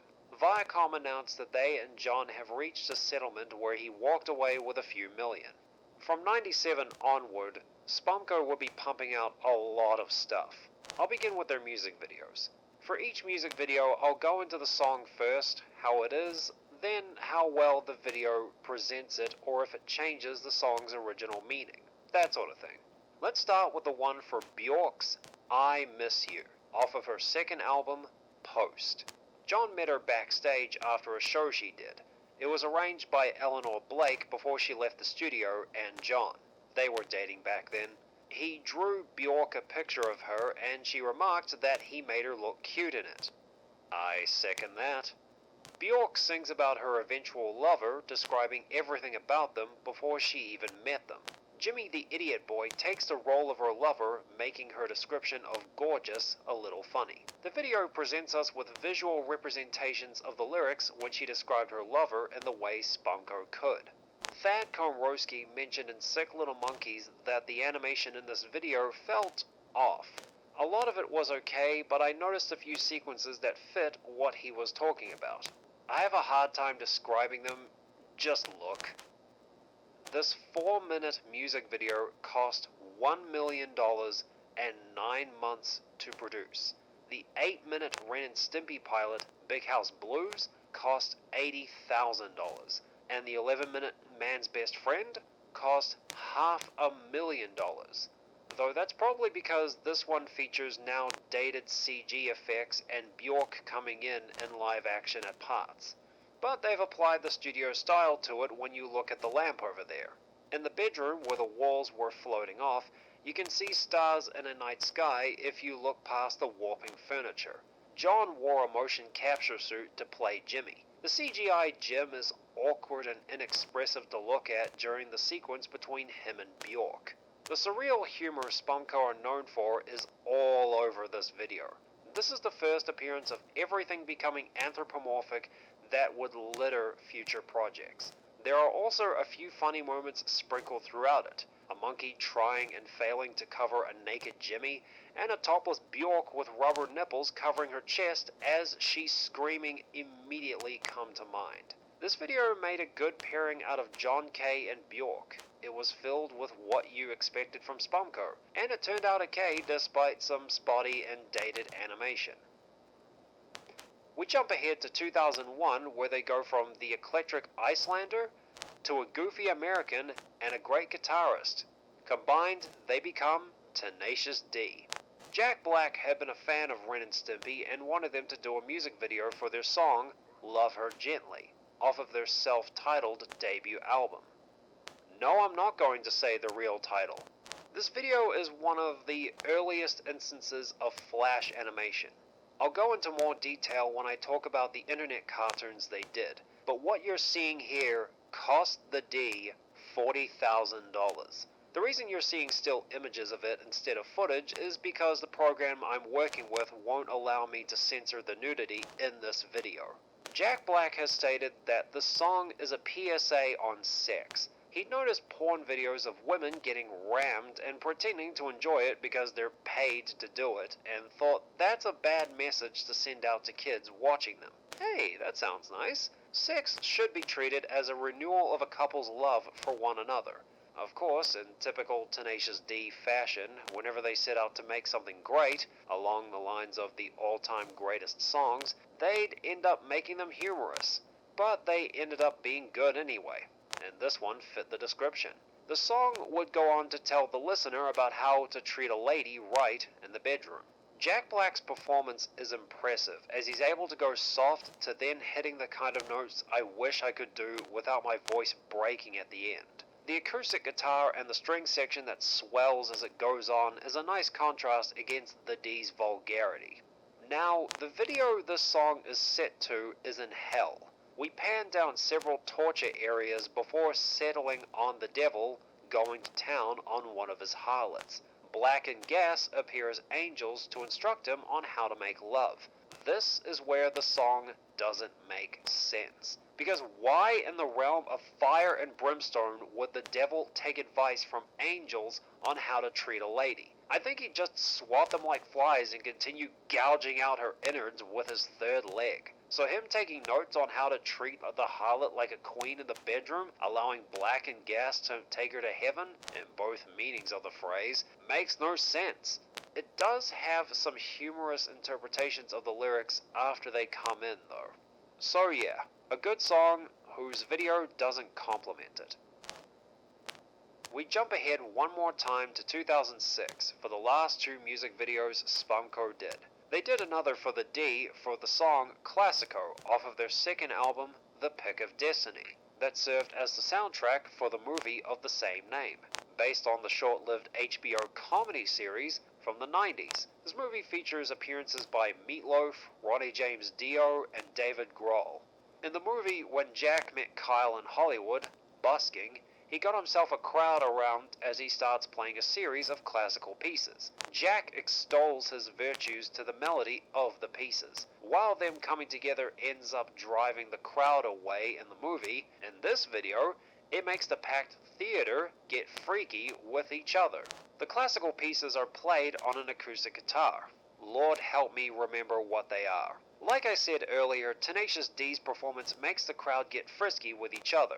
A bunny in heat runs on stage to kiss Black. This makes a devil who makes his penis erect and have sex in a duck's ear, making her spit out an egg, and a brain with a duck bill and webbed feet pops out of it to kiss Kyle at the end. This one is a step better than Love Her Gently because it represents the song better, and it was another good pairing. We now cap off our stop on this tour through Spumco's catalog with Weird Al Yankovic, with the video for his song Close But No Cigar off of his 2006 album Straight Outta Linwood. The album then includes songs like White and Nerdy, Canadian Idiot, and Trapped in the Drive-Thru. The song tells the story of a man falling in love with 3 separate women. Weird Al goes on about the ways they make him feel and is so happy to be around them, until he finds one minute thing about them that's a deal breaker for him. Whether it's using a word incorrectly, a questionable taste in movies, or if one part of them is a little too big. At these discoveries, he tosses those ladies out of his life. The song is a stylistic parody of the band Cake. I haven't listened to enough Cake to comment on how well Weird Al captured the feel of the band on this song, but it sounds fun. As always, Spumco humorously interprets the lyrics, with Cigarettes the Cat playing the role of the guy who meets all the women and tosses them aside at the smallest flaw. But in this case, those women are lucky. I mean, Cigarettes was using Janet's butt as a bongo and hugging Julie's waist, making hers expand. Outside of their appearance, they're all lookers, but I found Janet to be my favorite. They didn't have many other things about them, except for Julie, who was described as a world-famous billionaire bikini supermodel astrophysicist. I think that last one was added so Weird Al had something to rhyme with list. Also, one of those things doesn't match up with the others. This is a question I'm asking all of you. Can you make more money as a bikini supermodel or as an astrophysicist? Comment down below. Close but no cigar is a more fruitful partnership than the ladies with cigarettes. But what did you expect? The latter never works out. Spumco were also pioneers in the animation world, having created some of the first internet cartoons. 1997 was also the year of the goddamn George Liquor program. As is, we follow the day-to-day life of the studio's red-blooded American, doing things like looking after his nephew, Jimmy the Idiot Boy. What we have here doesn't have a plot. We're introduced to who's going to be in the series, ending on a to be continued after George left Jimmy alone with Slab and Ernie for them to beat him up. Then there was a short where he comes out to ask the viewers to demand more cartoons from Tower Records? How is that supposed to work? And a Christmas short where Jimmy makes out with an elf girl in a box Sody Pop got for him. If she likes him, wouldn't it make more sense for her to be in the box? After George separates them and takes their tongues away, they all sing carols. There's not a lot to comment on, so I'll just move on to the characters. The show gives Liquor a caring and patient side when he's with Jimmy, doing things like allowing him to figure out how to pray before a meal and helping with his hair. I have a lot of respect for him as a father figure now. But then there was his slightly racist comment about Donald Bastard when he referred to him as a foreigner because he couldn't understand him. Jimmy in this series doesn't speak or do anything else except look stupid and wet his pants, which makes Sody Pop's attraction to him baffling. When we first see her, her nipples poke through her tank top. Knowing that she's a teenager, I feel gross looking at her and I struggle to find a screenshot of her without them sticking out. Anyway, she comes by to show him her new bikini, and the sight of a stylized head on a realistic looking body is weird. Her invitation for them to go to the beach is thrown away by George Liquor when he sends her packing. Mr. Liquor, my respect for you is just going up and up. Way to look out for your boy like that! The last characters we meet here are his other nephews, Slab and Ernie. He has fun with them, roughhousing, before leaving them to look after Jim. They then proceed to beat him up. These two came off as bullies in the little time they had on screen. Outside of George Liquor and Jimmy, who have the most screen time, everyone else isn't given enough time to leave an impact. The humor on display goes along the lines of boring and stupid. This contained instances of faces on things. There was a sequence at the beginning with anthropomorphic animals and objects acting giddy while doing morbid things, and something that would show up in later Spumco projects, drawn out sequences of mundane actions that fall under boring than funny.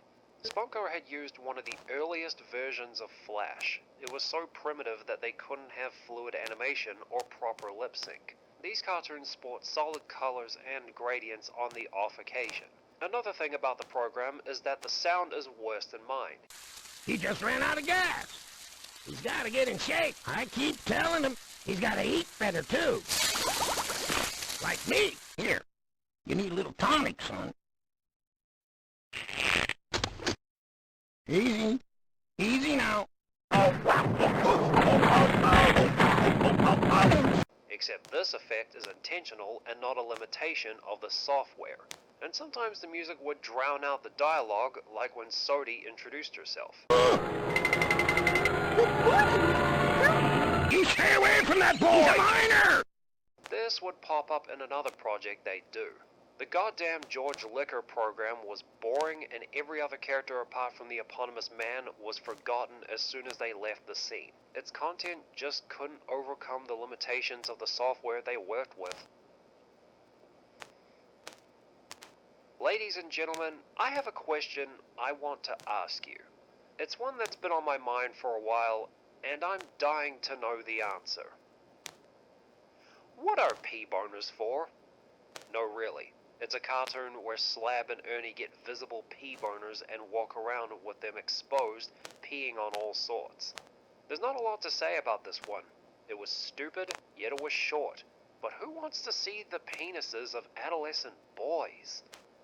Their last original internet cartoon came in 1998 with Weekend Pussy Hunt. Cigarettes the cat, played by Eddie Fitzgerald, mocks the wrong dog when he laughs at Dirty Dog, first played by John Kay, and replaced by someone else whose name I can't find anywhere because there is no way John could scream like this. I'll find you! And I don't care if it takes all weekend! I'll find you! The series takes on a different tone midway through, but until then it has a very unassuming vibe, much like the goddamn George Liquor program. During this part, we get a drawn-out sex joke where Dirty Dog is humping Jimmy's leg and it actually gets pregnant and gives birth to foot babies, a gag that would be reused in Adult Party cartoon. Then there's a long, drawn-out sequence of Cigarettes the cat making fun of him, followed by a chase scene, where the ending with him hiding in the rubbish can makes no sense when Dirty Dog was right behind him. When Cigarettes and his alley cat friend, Bugs Pussy, find out who the dog is, the tone of the series gets dark. Dirty Dog, who was minding his own business, chewing on a bone George Liquor gave him, Dirty demanding he stop laughing at him is reminding me of my last years of primary school. We and Cigarettes later find out how much of a mangy mutt he is, by chastising his brother for dating a leg and spending his money on it, though I think that's the brother's fault. Beating him up for daring to stand up to him, ignoring his first wife, the mother of his children, when she challenged his need to chase down those who laugh at him. He does get approval from his mistress, who's more than willing to enable him. Later on, he'd steal Cigarettes' girlfriend in a very baffling and hard-to-watch scene, and slap her on his way out with her saying she deserved it. All that's missing now is for him to get into politics and tax everyone out of their homes and clothes, and I'll want to have this dog euthanized. The second half makes the stuff that doesn't fit the new tone, like his brother's girlfriend being a severed leg and Dirty Dog mentioning how long he'll chase him, all weekend, during a screaming fit, funny.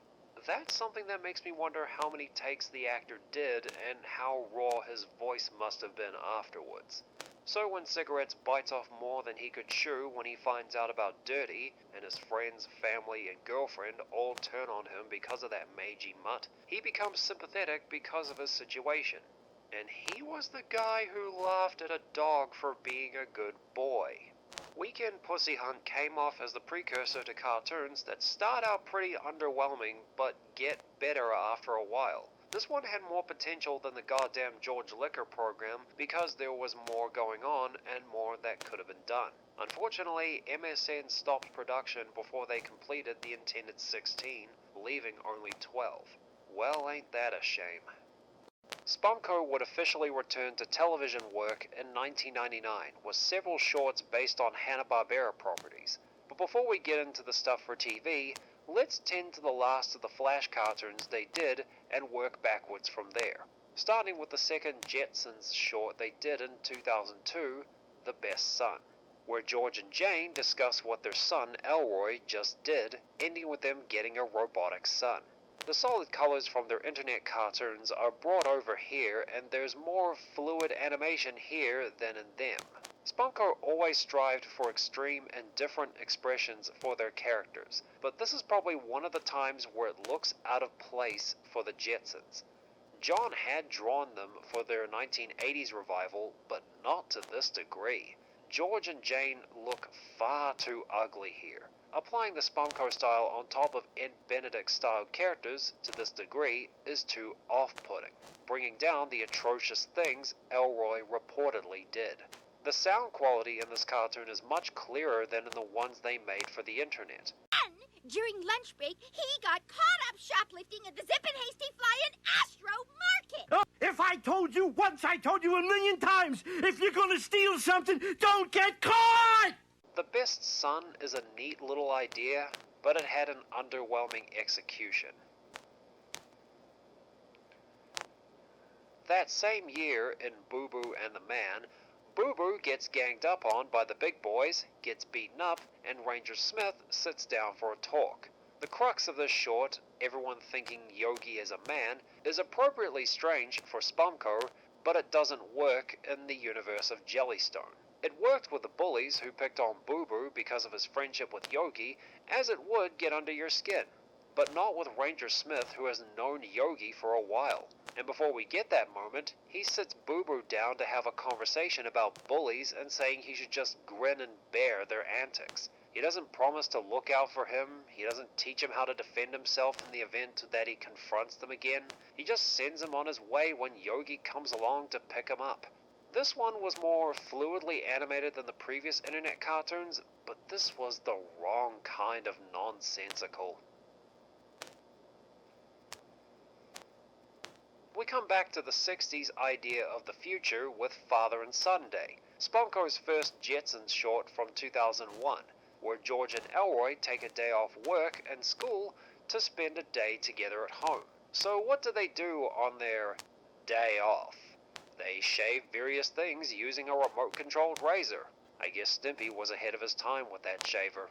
There were some predictable gags with the device. Apart from that, there was George being uncomfortable at the sight of Elroy dressed as Jane, which was okay. But ultimately, the rest of the picture is pretty forgettable. We're now fully into their work on TV when we return to Jellystone for A Day in the Life of Ranger Smith. The cartoon takes us through one workday of the park ranger, partaking in making up frustrating rules for the animals to follow, enforcing them, and punishing those who don't abide by them. The animation in this cartoon is mostly okay for what to expect from a Spumco television production, but there are moments that stand out, like the characters sliding around in the frame instead of animating a walk cycle, and a sequence where they cycle through a bunch of designs for Smith. I suspect this is a reference to Yogi Bear's early days, where the characters took on slightly different looks. That was the most interesting part about the cartoon, visually. The humor in this was fine. Bits like Ranger Smith pausing after a log and before saying cabin, him getting into fights with animals in the dark, and him kicking the sun to start the day are fine stuff. Him watching Yogi and Boo Boo shower was creepy though. The tour through Ranger Smith's workday was a step better than the one we saw before it in this video. We end this trip through their Cartoon Network short with Boo Boo Runs Wild. In it, Yogi's little buddy snaps under the pressure Ranger Smith added with creating new rules, making him go feral, and Yogi sets out to find a way to turn him back to normal. The most interesting part is when Boo Boo snaps after Ranger Smith lays down a new rule that says he can't tear the bark off the trees, leading to this delightful moment.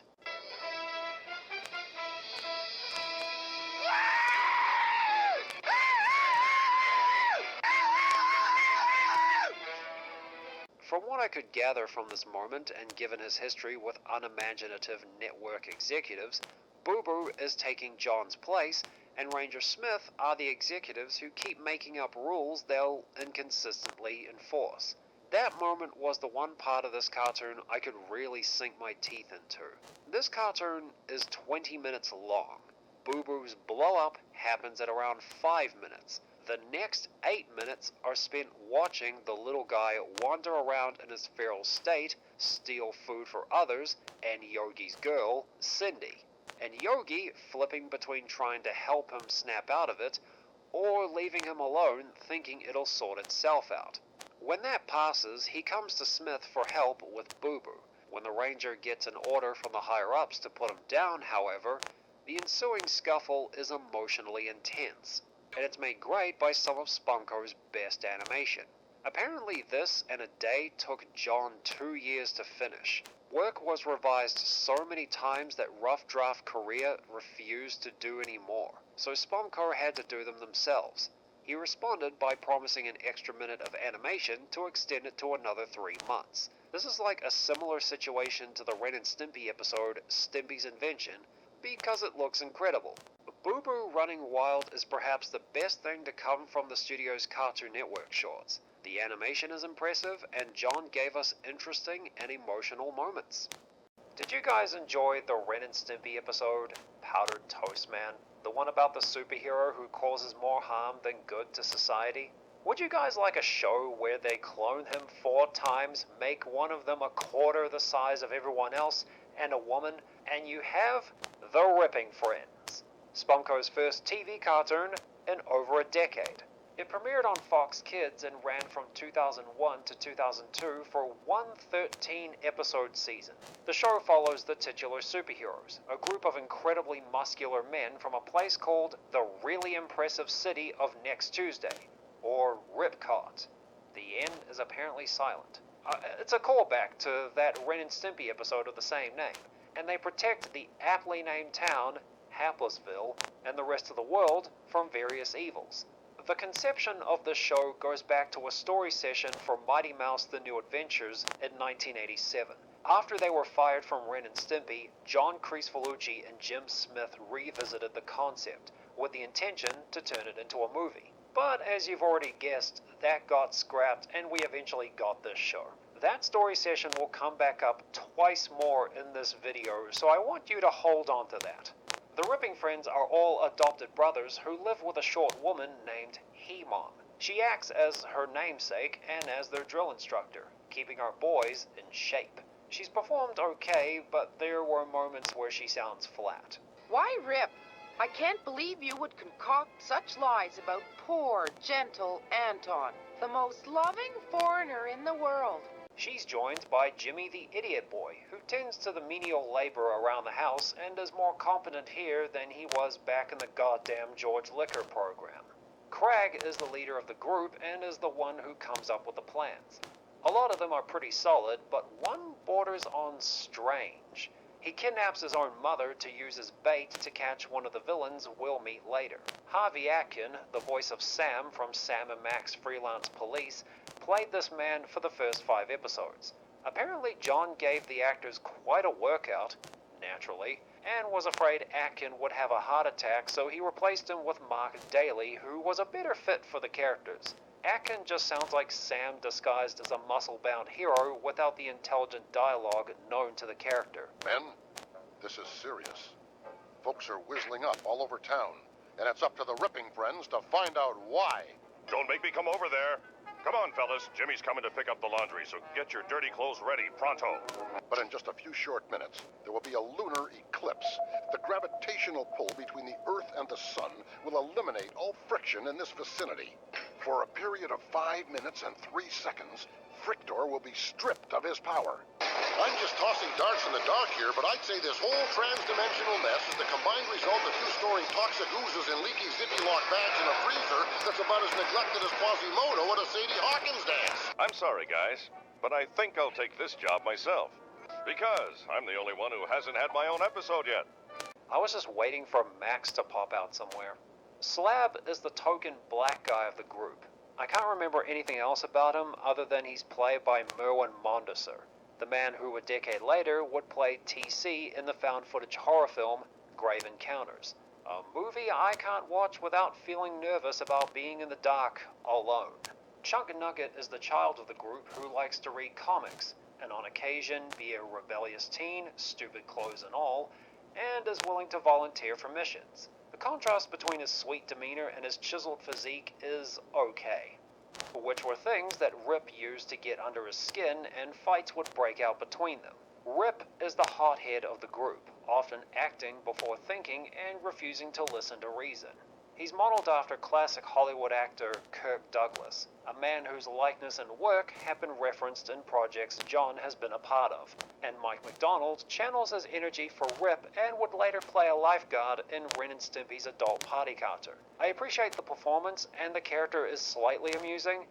I just don't like him when he's a tool and the writers don't allow him to grow as a person. I'll get more into that later. Our boys take on a whole host of bad people throughout this show. I'll talk about them in order of appearance. The first one I fished out of a little girl's mouth. This is the indigestible wad, a wad of bubblegum that got exposed to radiation from a brand new x-ray machine the dentist used on that girl's mouth the gum was inside. My mommy told me never to take gifts from men in underwear. That has to be the best piece of advice a mother could give to her daughter. Why couldn't Robin's mother give something like that to her?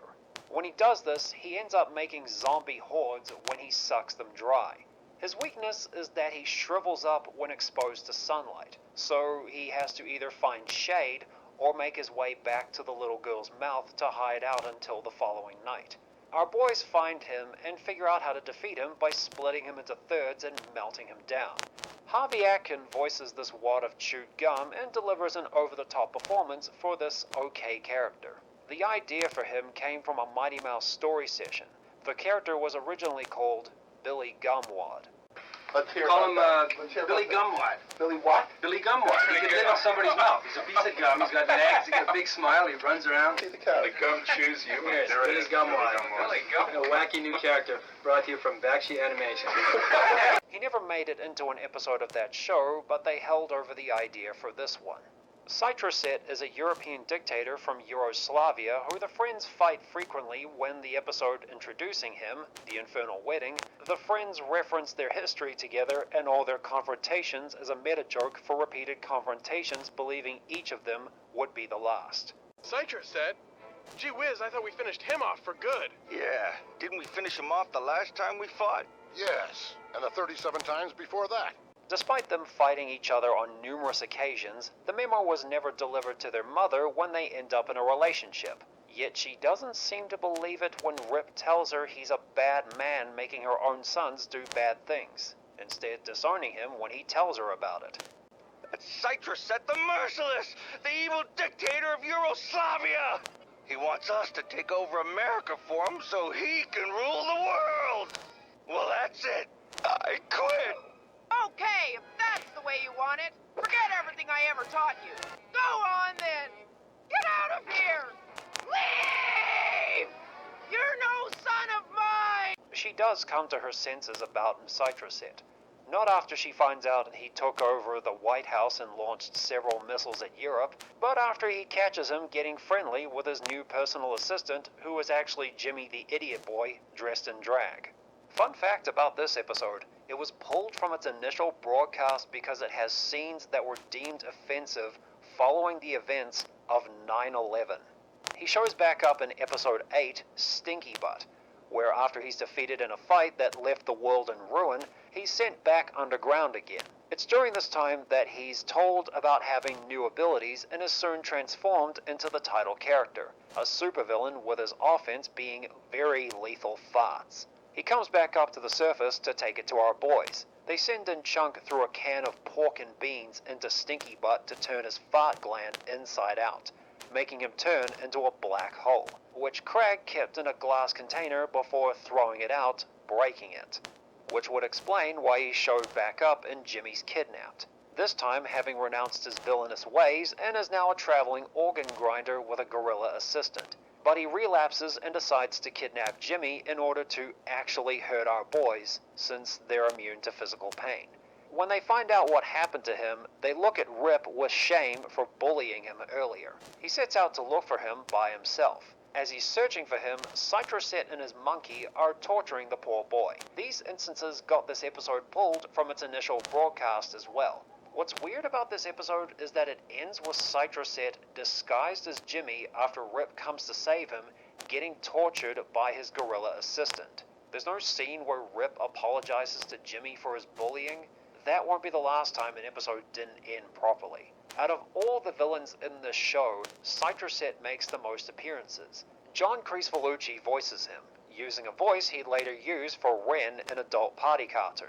Another thing I noticed while watching is that sometimes his audio would clip during the Infernal Wedding. Never shall I rest until I conquer the most big country on earth! Only those pigs, the Ripping Brothers, stand between me and my needs. As for Citroset, he's a competent villain, when our boys aren't written to be immediately whipped and their mother didn't have a momentary brain fart while with him. Flathead is a parasite that had bitten Chunk, putting him out of action for the episode Flathead's Revenge. This worm is made fun of by our boys for being tiny, spineless, and ultimately irrelevant in the circle of life. Their mockery motivates the worm to create an army of his own as he can reproduce asexually. This doesn't make our boys look good. Of course, they're able to quickly dispose of them and return the spines to their citizens. Flathead succeeds at coming across as sympathetic and competent in his schemes. Frictor is a monster who has the ability to make himself and others smooth or rough at will, and the ability to harm others by increasing the friction on them. He was created by accident when our boys tried to give Jimmy some friction for his fingers from the calluses on their feet. A while after escaping and making some poor boy kiss a cop's butt after sliding off of his girlfriend's lips, he appears on a talk show to say he wants to settle down and start a family. I don't know what kind of woman would find him attractive, but I'm sure she's out there.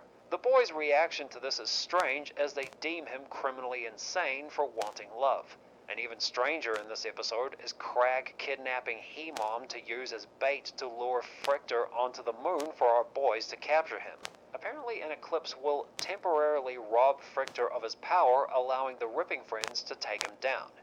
He was presented as a real brute and was okay in this role. One laundry day, Rip forgets to put his underwear in Jimmy's wheelbarrow for him to wash their clothes in the river. I'd like to point out that this show has the setting of what people in the 1950s thought the future was going to look like. Except this was 2001. But even in the 50s, washing clothes in the river would be seen as primitive in that imagined future. Anyway, Rip misses Jimmy and he tries throwing his underpants out the window to get it into the pile, but he misses. It ends up going on a journey into space through a storm, gets knocked down to Earth, into a volcano, and spat into a pool where microorganisms embedded it, bringing it to life. The first thing he does is possess a few people, Jimmy and Chunk's favorite superhero, Pooper Man. He managed to commit several crimes with the latter. Our heroes were able to stop him from destroying the Earth with an asteroid by stretching out the elastic so he can't ride up on anyone else. This is one of the funnier villains in the show because of his vocal mannerisms. Look at that sweet, innocent youth. He's so good. Get a massage to a lowly creature of nature. Makes me sick. Now's my chance. I'll turn good into evil, yeah! Mr. Ovulator is a man-sized chicken and the owner of a chain of chicken shacks where he makes the cows who used to be on the ranch the chicken owns. This is bad because the cows who work there wanted to be slaughtered and have their meat sold to the public. The Ripping Friends find out about his animal cruelty when they notice steak is absent from their usual breakfast of steak and eggs. Slab is sent to investigate when his brothers lose their muscle mass because they didn't have any meat this morning. But he could retain his protein for longer. He meets the rotten yolk at his shack, and after a fight containing egg-based gags, Slab bests him by hypnotizing him with a rain cloud so he can turn him back into an egg. The cows gift him with steaks for his brothers, and the scrambled eggs they had with it was Mr. Ovulator. That's appropriately dark. The scenario they've put him in is a little funny because of the... Wait a minute. You want me to kill you? Yes! Why? element to it. He's the funniest behind Rip's underwear. The muscle magician is a circus performer who believes his boss is underpaying him. Like his name suggests, he can use magic to control someone's muscles. When Chunk, who was in his rebellious teen phase in this episode, wearing some very dumb clothes, comes up on stage, the magician decides to use him to rob his boss and several banks in town alongside his elephant. His brothers find out about this and quickly assume that this was caused by the music he listens to and set out to end rock and roll, while Chunk quickly arrests the magician and carts him off. He was unremarkable and the episode's pacing didn't help him. And the man from next Thursday is someone from the future who travels back in time to break into their lab and steal their DNA to figure out how to kill them.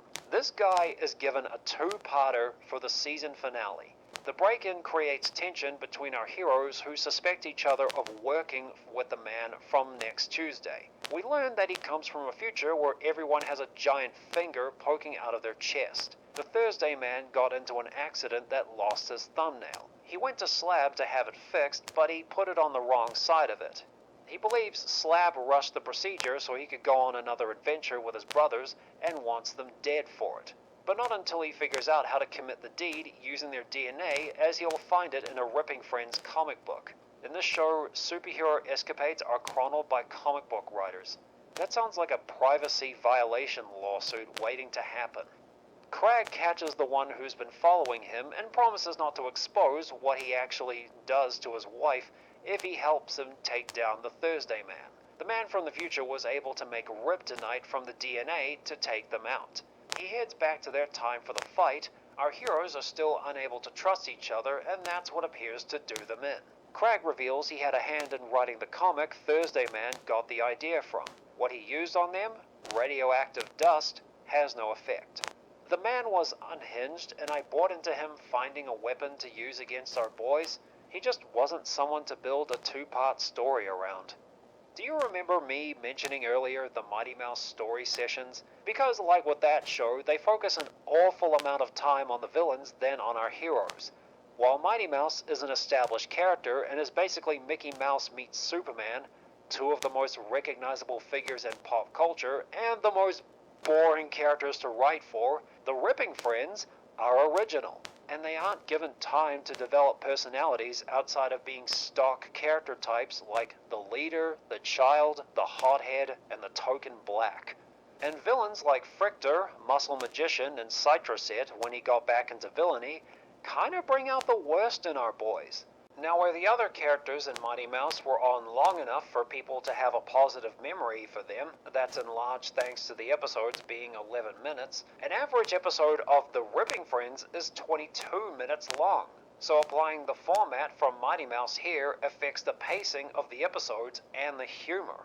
Whenever an episode comes up too short, whether because there wasn't enough story to fill the 22-minute runtime or it stops before the real ending, they fill it out with a segment called Rip Along with the Ripping Friends, where they read letters from fans who complain about things in their life, and our heroes set out to solve their problems. When dealing with those who wronged the kids, they encourage them to get some paper to tear up, pretending it's the person that wronged them. It's a nice way to get the audience involved, but to have a segment of this nature this early in the show's life comes off as full of itself. Like they expected to have fans before the first season premiered. Ren and Stimpy at least waited until they got a letter from a fan before dedicating an episode to the kid. Despite the poor timing of the segment, it had some good moments. Rip taking it to the adult who still had a kazoo stuck in his throat who now ruins things people like cereal box prizes, and a little girl getting upset by a bear calling her cute because of her dress stand out. And it's in one of these segments where there was more censoring. It's the hot dog and bun rip along where they're discussing a solution to the problem of how many hot dogs and buns should be in one pack. The hot dog suggests they should make the buns come in packs of 10. The bun suggests the hot dog should come in packs of 8, which sounds like the most practical solution. It's too bad the hot dog and Rip don't see it as a good idea. After Rip does the rip along, he makes the two shake hands and hug. When they do the latter, the hot dog splits the bun apart. It's Sausage Party 15 years before Sausage Party. The hug was edited out because I guess it looked sexual. But they allowed episode 11, The Ripping Friends Meet Dr. Gene Poole, an episode that featured a scene that can be best described as softcore porn, to air. Your supple shoulders, so smooth like fresh churned cream. That's enough for now. While there aren't any detailed gross close-ups like in Ren and Stimpy, there was still quite a bit of gross out in it. A while back, Mr. Enter included this show in his top 10 worst cartoons of the 2000s list at number 9. He stated the reasons why he put it there was that it was on model, despite it being a Spumco production, and that it wasn't gross. I'm gonna have to disagree with him on that one, as this show is plenty gross. One of the villains uses farts as a weapon. We're shown organs when Rip tries to help Chunk with that worm. There's cat poop in the Thursday Man's cat's litter box. Another one of the villains in the show is a wad of chewed bubblegum. Mr. Ovulator fires his eggs out of his rear. That's pretty gross, is it not? There are also a handful of times where the show is either satirical of superhero cartoons or meta. Citroset always coming back after what was supposed to be an epic final confrontation.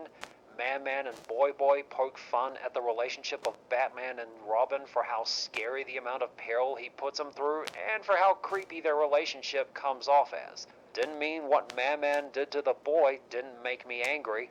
Fun fact, a young Michael Cera played the Boy Wonder. And there were some meta moments. One in that episode where Crag points out that he hadn't had a solo episode yet, and another in Jimmy's Kidnapped, where Rip turns into many things while his brothers talk about the cartoonist as if they were a god. They were okay, but they were pretty shallow digs at the genre. The Ripping Friends get the aesthetic of the 1950s and its vision of the future down, and all the characters are designed well, but out of all the Spumco productions, this one has its characters remain on model, which actually messes with moments like our boys reacting to Dr. Gene Pool for the first time.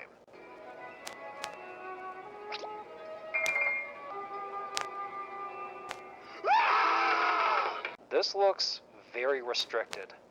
The Ripping Friends had the potential to be a timely jab at superheroes at a time where the market for comic book movies was small, but their attempts at being satirical are few, and compared to shows of its kind like Earthworm Jim, The Tick, and Freakazoid, it was either okay or boring. The pacing is too slow and uneven, sometimes they stop before it's really finished or have to fill up the remaining time when they come up short. This robs a lot of the humor of its punch. Each episode cost $400,000 to produce, and since it only lasted one season, I imagine it didn't rake in the numbers for it to be kept around. Well, we've come to the end of this wild journey with Ren and Stimpy's revival in 2003. This time, the kid gloves are off.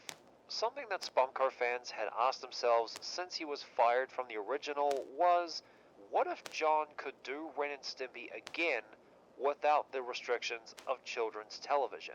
Well, he'll give you Ren torturing animals, leering at women in bikinis, and sawing a log on Stimpy's back simulating gay sex, and Stimpy being pregnant when he was really constipated. The birth still happens though. Him making out with a duck causing him to give birth to several cat-duck hybrids, and having his butt crack swiped by Ren for building the roof before the house. All of this can be found in Ren and Stimpy's adult party cartoon. Are you happy now? Is this what you people wanted? Okay, so the idea for these two to return came about when reruns of the original series aired on VH1 in 2001 to great ratings. Luckily for him, John had made friends with Fred Siebert, the head of Frederator Studios, who used his connections at Viacom to convince someone to revive Ren and Stimpy without restrictions. Spike TV decided to accept the new show as part of their adult animation block that included Stripperella with Pamela Anderson and Gary the Rat with Kelsey Grammer. The network were aware of John's reputation at this point, so the deal they made was for him to produce 6 half-hour episodes with a TV movie as a bonus.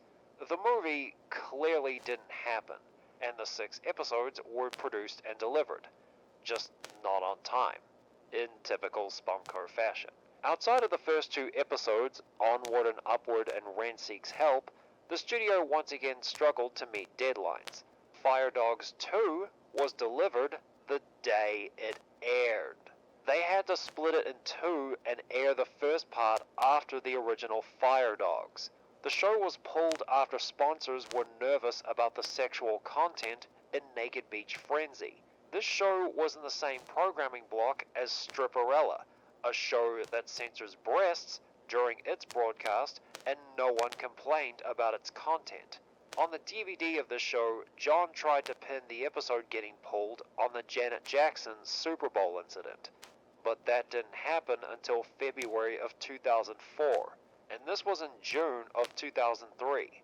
Despite the animation block being dissolved, the studio finished up the last 2 episodes with what little resources and talent they had left. John urged a lot of them to stay, confident in his hope there will be another season. One of them thought this of him when he said it. You're a doofus, eh? Doofus brain end, doofus head, doofus face, doofus butt, doofanooski, doofusopolis, doofatania, doofus unto others, maximum overdrive, doofus! I will get into more of the production problems along with everything else wrong with the show. Let's begin.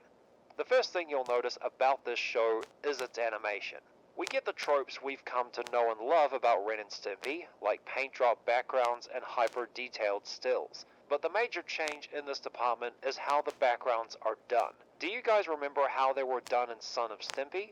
That's the approach they take with the backgrounds in this show. A seemingly mature show needs a mature background style in comparison to the picture book style of the original show. One of the many problems from behind the scenes you'll hear in this video is John's inability to be clear on what he wants, as exemplified by him making a background artist redo scenes 5 times. A production manager brought him one of the paintings and told him it cost him $40,000. The work done on these backgrounds is impressive, but there would be occasions where they would reuse them for different scenes or barely change them going to another shot. I can recall something like this being seen in cartoons from the 1980s. To complement the backgrounds, the expressions the characters have are taken more from real life.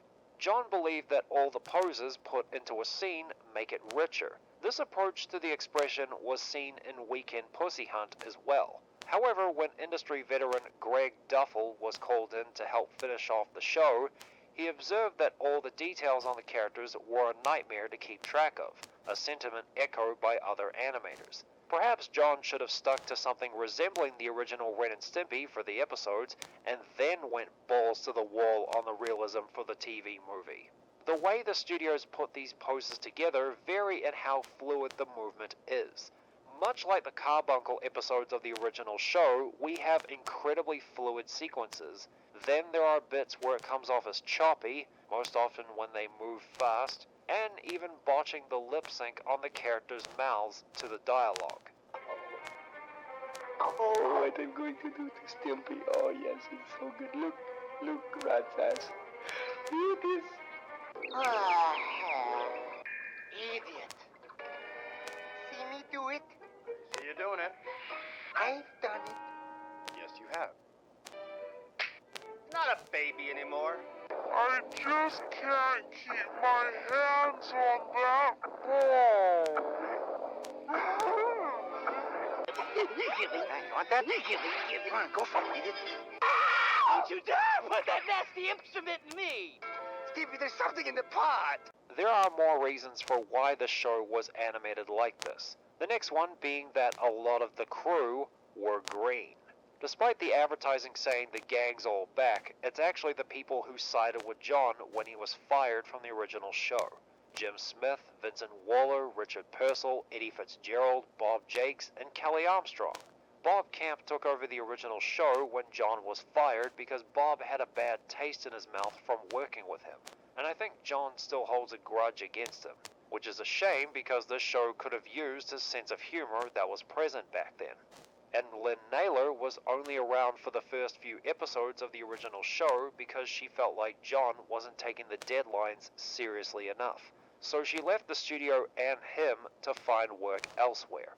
John then attempted to blacklist her from the industry by saying she was just the girlfriend who did nothing on Ren and Stimpy. Fortunately for Naylor, Bruce Timm saw right through this malarkey and gave her a job on a little show you might have heard of. It was called Batman the Animated Series. Because a lot of them were green, this meant he spent time during production training them to do the show's style. They began production in the summer of 2002, and they needed to have the 6 episodes done for its premiere in June of the following year. Because of this, he left his regular collaborators to be overworked. Vincent Waller was spread thin as the LA studio's art director, Richard Purcell barely wrote anything that was used, Jim Smith was stuck correcting other people's mistakes and storyboarding instead of working on layouts, and Kelly Armstrong didn't animate a scene of the show at Carbuncle. Hardly anyone had contact with John. Much like in the original series, John decided to spread his control to every department he could, whether he knew what he was talking about or not. The original plan was for him to take on a supervising role on the show and for others to direct most of the episodes. Vincent Waller was supposed to direct Onward and Upward, and Derek Bond was supposed to direct Ren Seeks Help. I don't know how either of those would make those episodes any better. Other potential directors were Jim Smith and Bob Jakes, but John ended up directing all of them. John Crispolucci in 2002 was a different person compared to how he was in 1992, and the people around him were different. That includes those in the role of producer. When recalling their time on the original series, Kelly Armstrong applauded Libby Simon for her ability to keep things on track as much as she could. The producer on this show was Kevin Clode, the man who had been working with John since 1997, and he and his associates didn't put up much of a fight on this show, and when he did, John didn't listen. That included how to deal with the new crew members. With him training the new staff, they were often scolded for not following his roughs exactly. The roughs he provided were reportedly incredible to look at, but needed to be touched up or finished. This caused the boarders a lot of stress in figuring out how to clean them up, what to leave in, and what to erase. Stefan Stefanelli said he started recording the storyboard pitches because he wasn't sure if he forgot something or if John told him different info. He then felt it necessary to add breakdowns to the layouts the artists went through hell to draw for the animators at Carbuncle Cartoons. John? This is Carbuncle you're sending these layouts to. This is the studio that made the best looking and animated episodes of the original show. The studio that can make the layouts work in animation. You don't need to give them breakdowns. Unfortunately, this time they were under contract to not deviate from the drawings. No exceptions. Kelly Armstrong even regrets involving Carbuncle's overseas studio, Big Star Animation, in the overly complicated mess they all had to rush through. And to make things worse, Spumco blew their budget on the first 3 episodes. Executives from Spike TV came down and were understandably upset about this. John did explain they needed more money and they gave him $500,000 to finish the episodes. Except that wasn't enough to do that, but they wouldn't give him any more. When he realized this, he locked himself in his house in Canada doing revisions and cutting animatics when his crew needed him. And it was because of these money issues that led to Carbuncle looking to take legal action against him. Now the other thing you'll notice that's different are the stars. John makes his return to voicing Ren Hoek in over a decade, and his take on the character is different. Stimpy, these are rich white people. They're stinking with money that they make by exploiting honest lower-class people. Cute nothing. They're deadbeats. Babies have the world's easiest life. People feed them, they clothe them, they carry them everywhere they go, and they expect nothing in return. I'm sorry, Stimpy. I don't know why I do these things to you. I'm just a pig. Please forgive me. Pull 'em up. Please pull 'em up. Pull up the pants. Stimpy! Oh, Stimpy! Stimpy!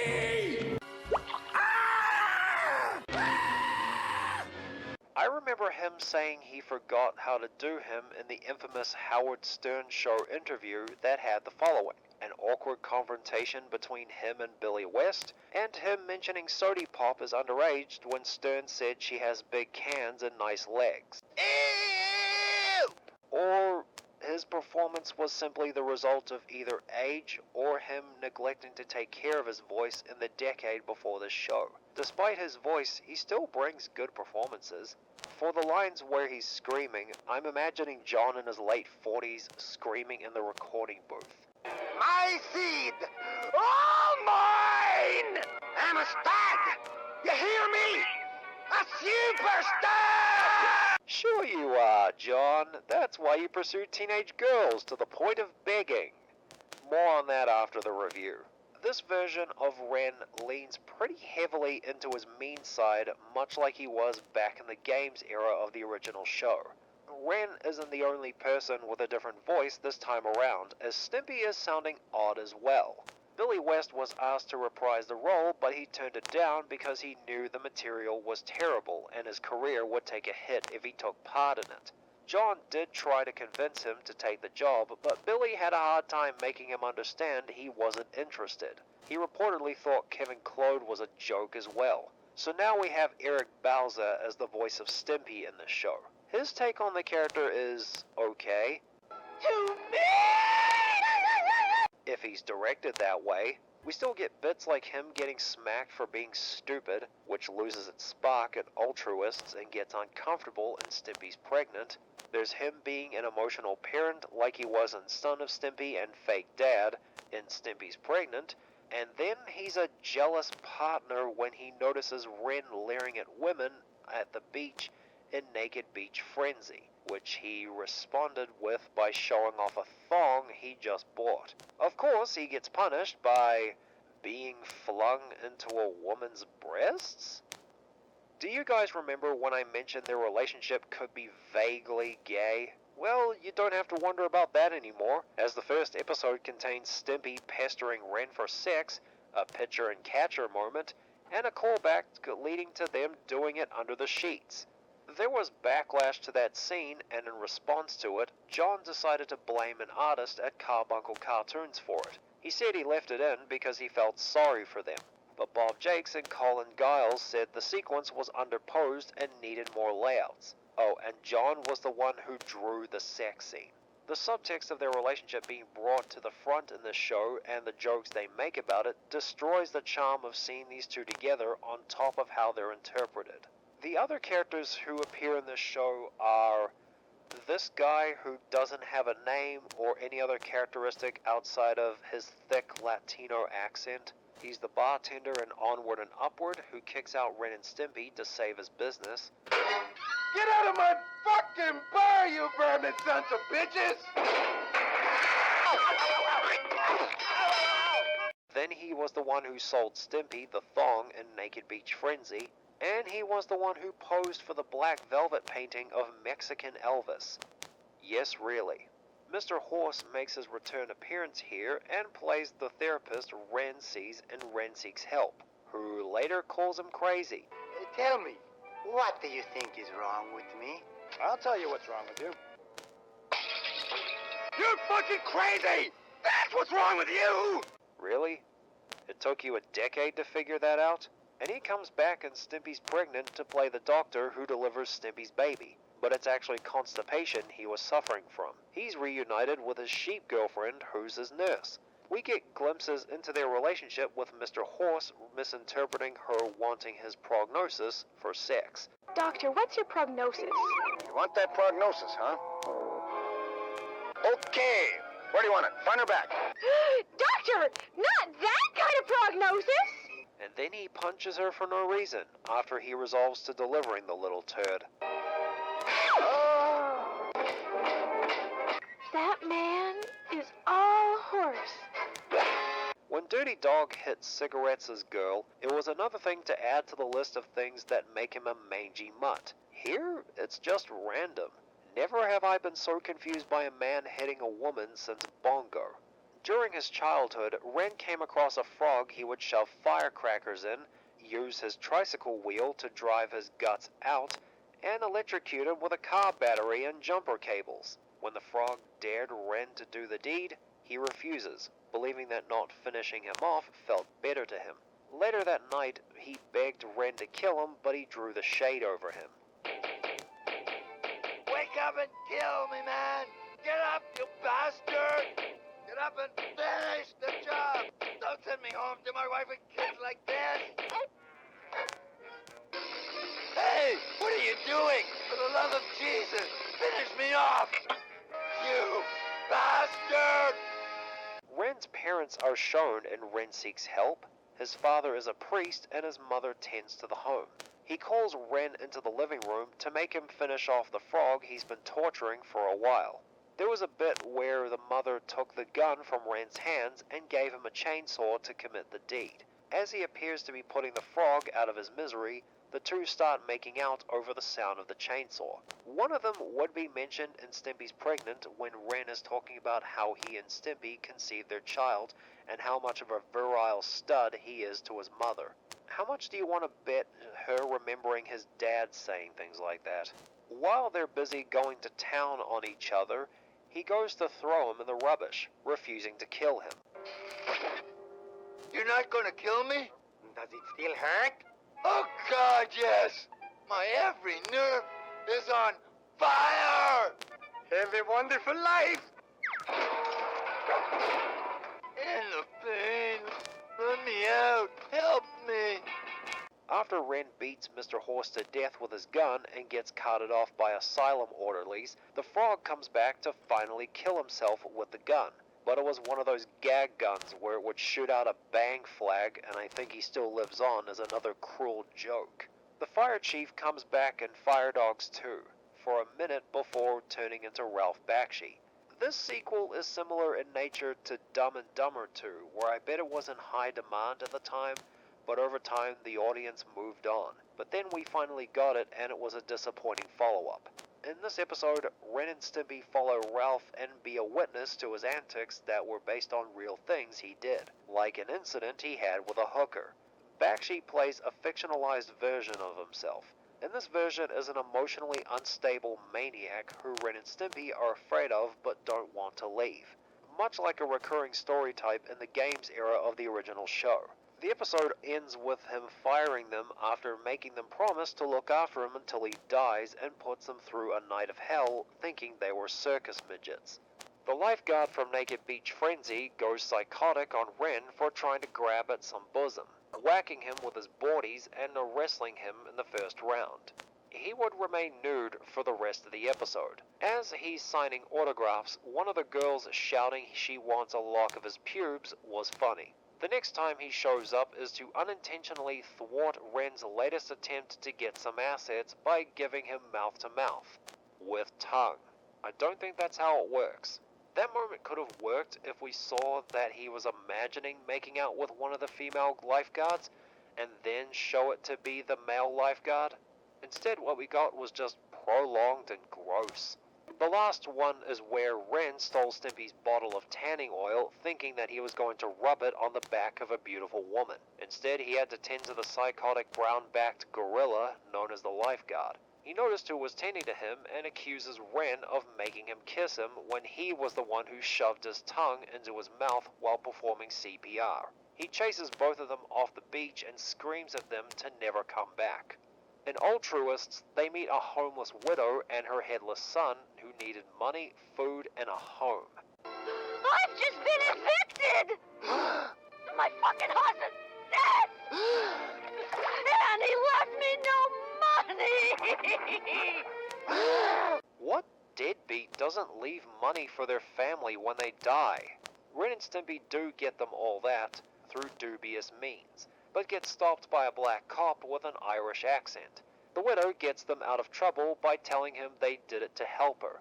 This manages to touch his heart, reminding him of when his wife died when she was hit by a bus, just moments before he showed up. And he not only lets them off the hook for their crimes, but gives them a whole day to steal anything they want while he caresses the widow's breasts. This came after a moment where he said she fit his criteria of a good woman based on her physical attributes. Remember, ladies, it's not your personality, your character, or that you're a joy to be around. It's how well you're stacked. I sincerely hope you guys see the sarcasm in that statement. And Mr. and Mrs. Pipe make a cameo in Altruists as the people Ren and Stimpy are robbing. As they pay witness to their crimes, they comment on the quality of the show as a commentary on how terrible writer-driven shows are. But this show is terrible, so this moment comes off as ironic. Now, the episodes themselves consisted of stories that Nickelodeon rejected during the original show's run. Here, they cut out the bumpers, and the episodes are extended to half an hour, some even longer than that. A few of them have abysmal plotting. Onward and Upward is a string of gross-out jokes with little else happening. This was the reason they rejected it, and the premise couldn't sustain 11 minutes, so what chance did it have as a 22-minute episode? Fire Dogs 2 has us watching Ralph Bakshi mistreat Ren and Stimpy, struggle to give birth, and last 12 seconds with a woman. Like I said earlier, this episode is much like the games episode where a third character abuses Ren and Stimpy, and they do nothing about it because they care more about their jobs and their home. The next problem you may have picked up on is the show's terribly slow pacing, with its biggest offender being Altruists. This episode clocks in at nearly 40 minutes, and there are a ton of sequences that could either have been cut or shortened into a montage. What adds to this bloating is another one of John's weird production tools, exposure sheets that were 11 by 17 inches, one for action and the other for the animation. This is where he attempted to overhaul the beat system, as in timing the movement to the music. No the way.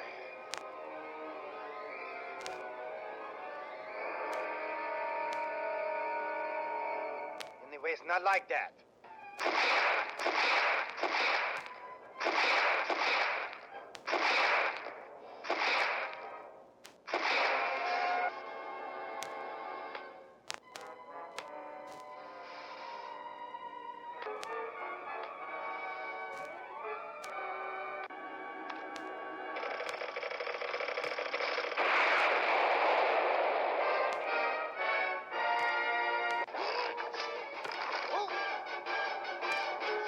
Yeah, I admit it.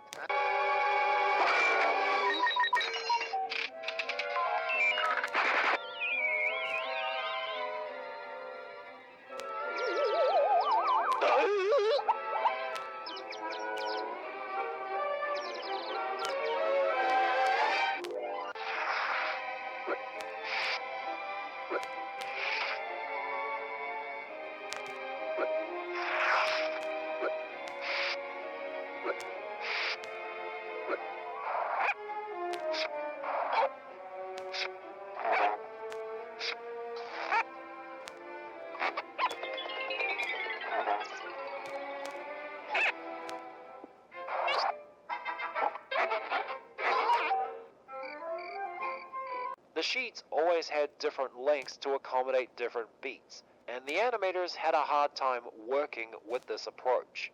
This serves to further deflate the impact of the humor.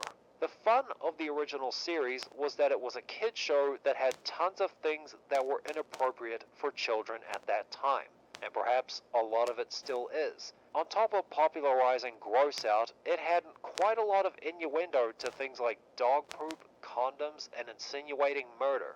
It being a kid's show, you have to be clever, sneaky, and pretty infrequent about it. But since they are now an adult cartoon, which has that content ceiling removed, this means the elements they're known for are cranked up to the max. This approach was to the detriment to a lot of the humor.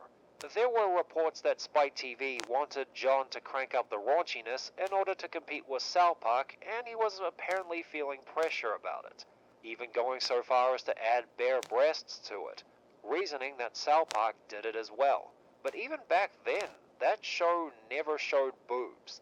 No, the movie doesn't count. And this is a part of the misconception a lot of people had about South Park that played familiar style of shows. South Park is crude and vulgar, yes, but it's also got pop culture and social satire, especially since the crew churn out an episode in 6 days. When they were crude, they didn't linger on a single joke. The original Ren and Stimpy jokes, you could see the punchline coming, but it still hit, sometimes literally. But here, the setups are so stretched out that the punchline is far too deflated to get the laugh it was looking for. Going back to John feeling like he was under pressure, if you look back at his work beginning in 1997, you'd see he was pretty eager to do that kind of material. If the actual jokes don't work, John wanted to load the episodes with Easter eggs. In Naked Beach Frenzy, Ren and Stimpy riding dolphins into the sunset and them riding a rocket into space in Altruists is much like the ending to Rubber Nipple Salesman, where they rode off into the sunset on bulls. In Stimpy's Pregnant, Stimpy's son Stinky makes a quick cameo, and Dr. Stupid makes a return in Onward and Upward. And on the off occasion, they'd break the fourth wall. They were either whatever or didn't make sense. Mr. and Mrs. Pipe commenting on the robbery like it's a writer-driven TV show came off as ironic given this show is terrible. And the moment in Stimpy's Pregnant where Stimpy exposes his breasts and Ren scolds him, saying they're on a family network, which doesn't make sense because Spike TV was advertised as a man's network and the programming block was called Cartoons for Adults. Let's hop back into the show's vulgarity one more time to talk about how it depicts its women.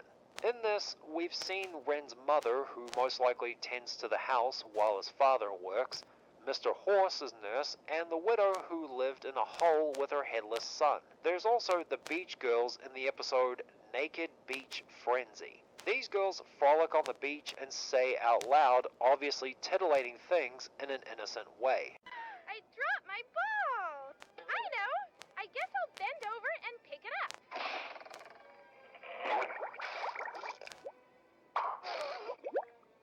Oh, darn these tan lines. You know, it's such a beautiful day today. I think I'll go natural and tan topless. You know, Joni, this is one of the nicest change rooms I've ever stripped in. I can't let you do that by yourself. You mean you'll wash me? Kind of guy I am. This is so fancy. Slather that leather, Mr. Man. Done.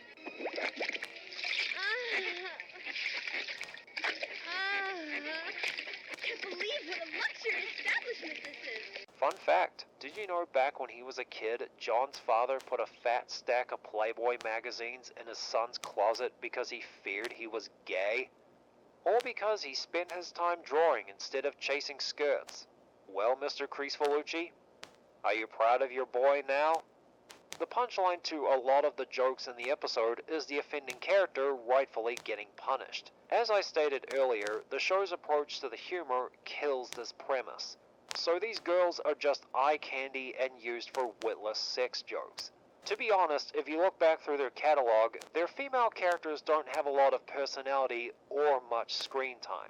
Some would point to Waffle Woman as an example of a good female character by Spumco, but she was created in the games era of Ren and Stimpy, so she doesn't count. In Spumco Productions, female characters were either a background character, played support to, or fawned over another character.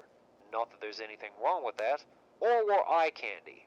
Dr. Jeanpool from the Ripping Friends may have had a title that demanded respect, but that wasn't the focus of her character if these poses aren't a clue. What doctor do you folks know that do these kinds of poses? This show had a few ideas that went unused, which in hindsight should have been instead of what they went with. Life Sucks sees Ren and Stimpy talk about the tragedies of history. This was supposed to be part of the bonus TV movie, with the events from that episode being the catalyst for the events in Ren Seeks Help. The story was only partially boarded and voice acted.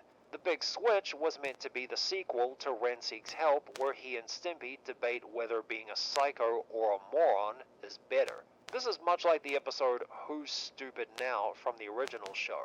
I don't know how they would have been able to make it better if they redid it, along with Fishing Trip, which was loosely based on Bassmasters. The Wilderness Adventure, an episode where they go on a hunting trip with George Liquor, was originally turned down because of its content. It was going to be part of the show, but the network wanted to own the rights to Liquor, and John didn't want to give him up again, so it never happened. The next three ideas are for fake commercials. My Little Ass is a parody of My Little Pony before that franchise was cool, Powdered Toast Man's Rolling Tobacco, and Log for Moms.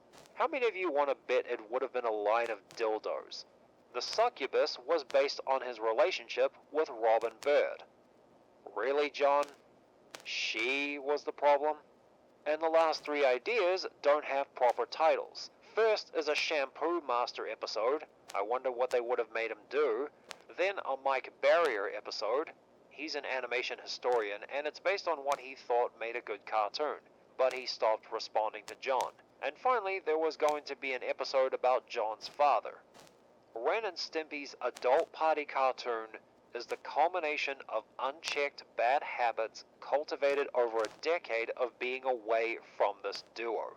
The runtime of these episodes kills what punch the humor might have had. The dynamic between our stars had become stale, and the areas they go to with them end up damaging them.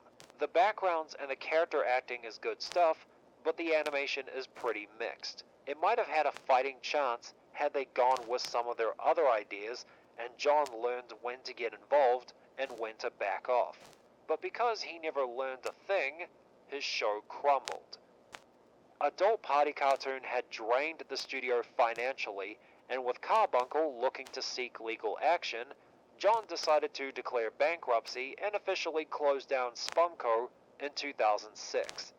His career since then has been limited to doing commercials for Comcast, Racket2, General Motors, and For Real Milkshakes, bumpers for Adult Swim, promos for a UFC pay-per-view fight, and doing freelance work for Miley Cyrus during the time she was supposed to be adult in her music career, the way former child stars think being an adult means talking about sex and doing drugs.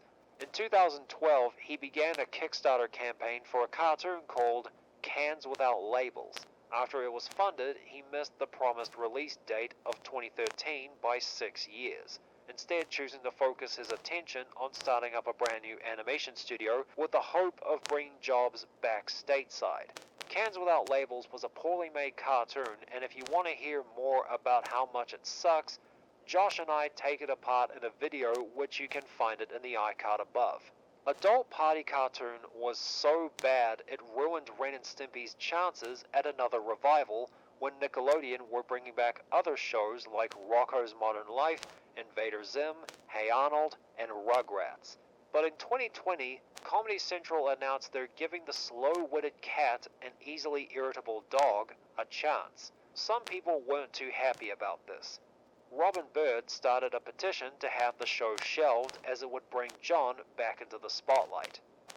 The reason why she would be unhappy about this news is this. In 2018, Bird and Katie Rice went to BuzzFeed to tell their story of their experience with Chris Vellucci when they were teenagers.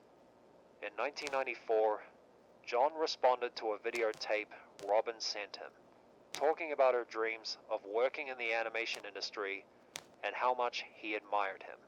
He loved it so much that he sent her art supplies, toys, and promised to help her achieve her dream. Here is a list of things that John did to her during their time together. During her first visit to him in LA, he touched her through her PJs. When she moved in with him after she graduated from high school, they had sex many times. One of them ended up getting her pregnant, which meant she got an abortion. Oh, and John took photos and showed them off to all his friends.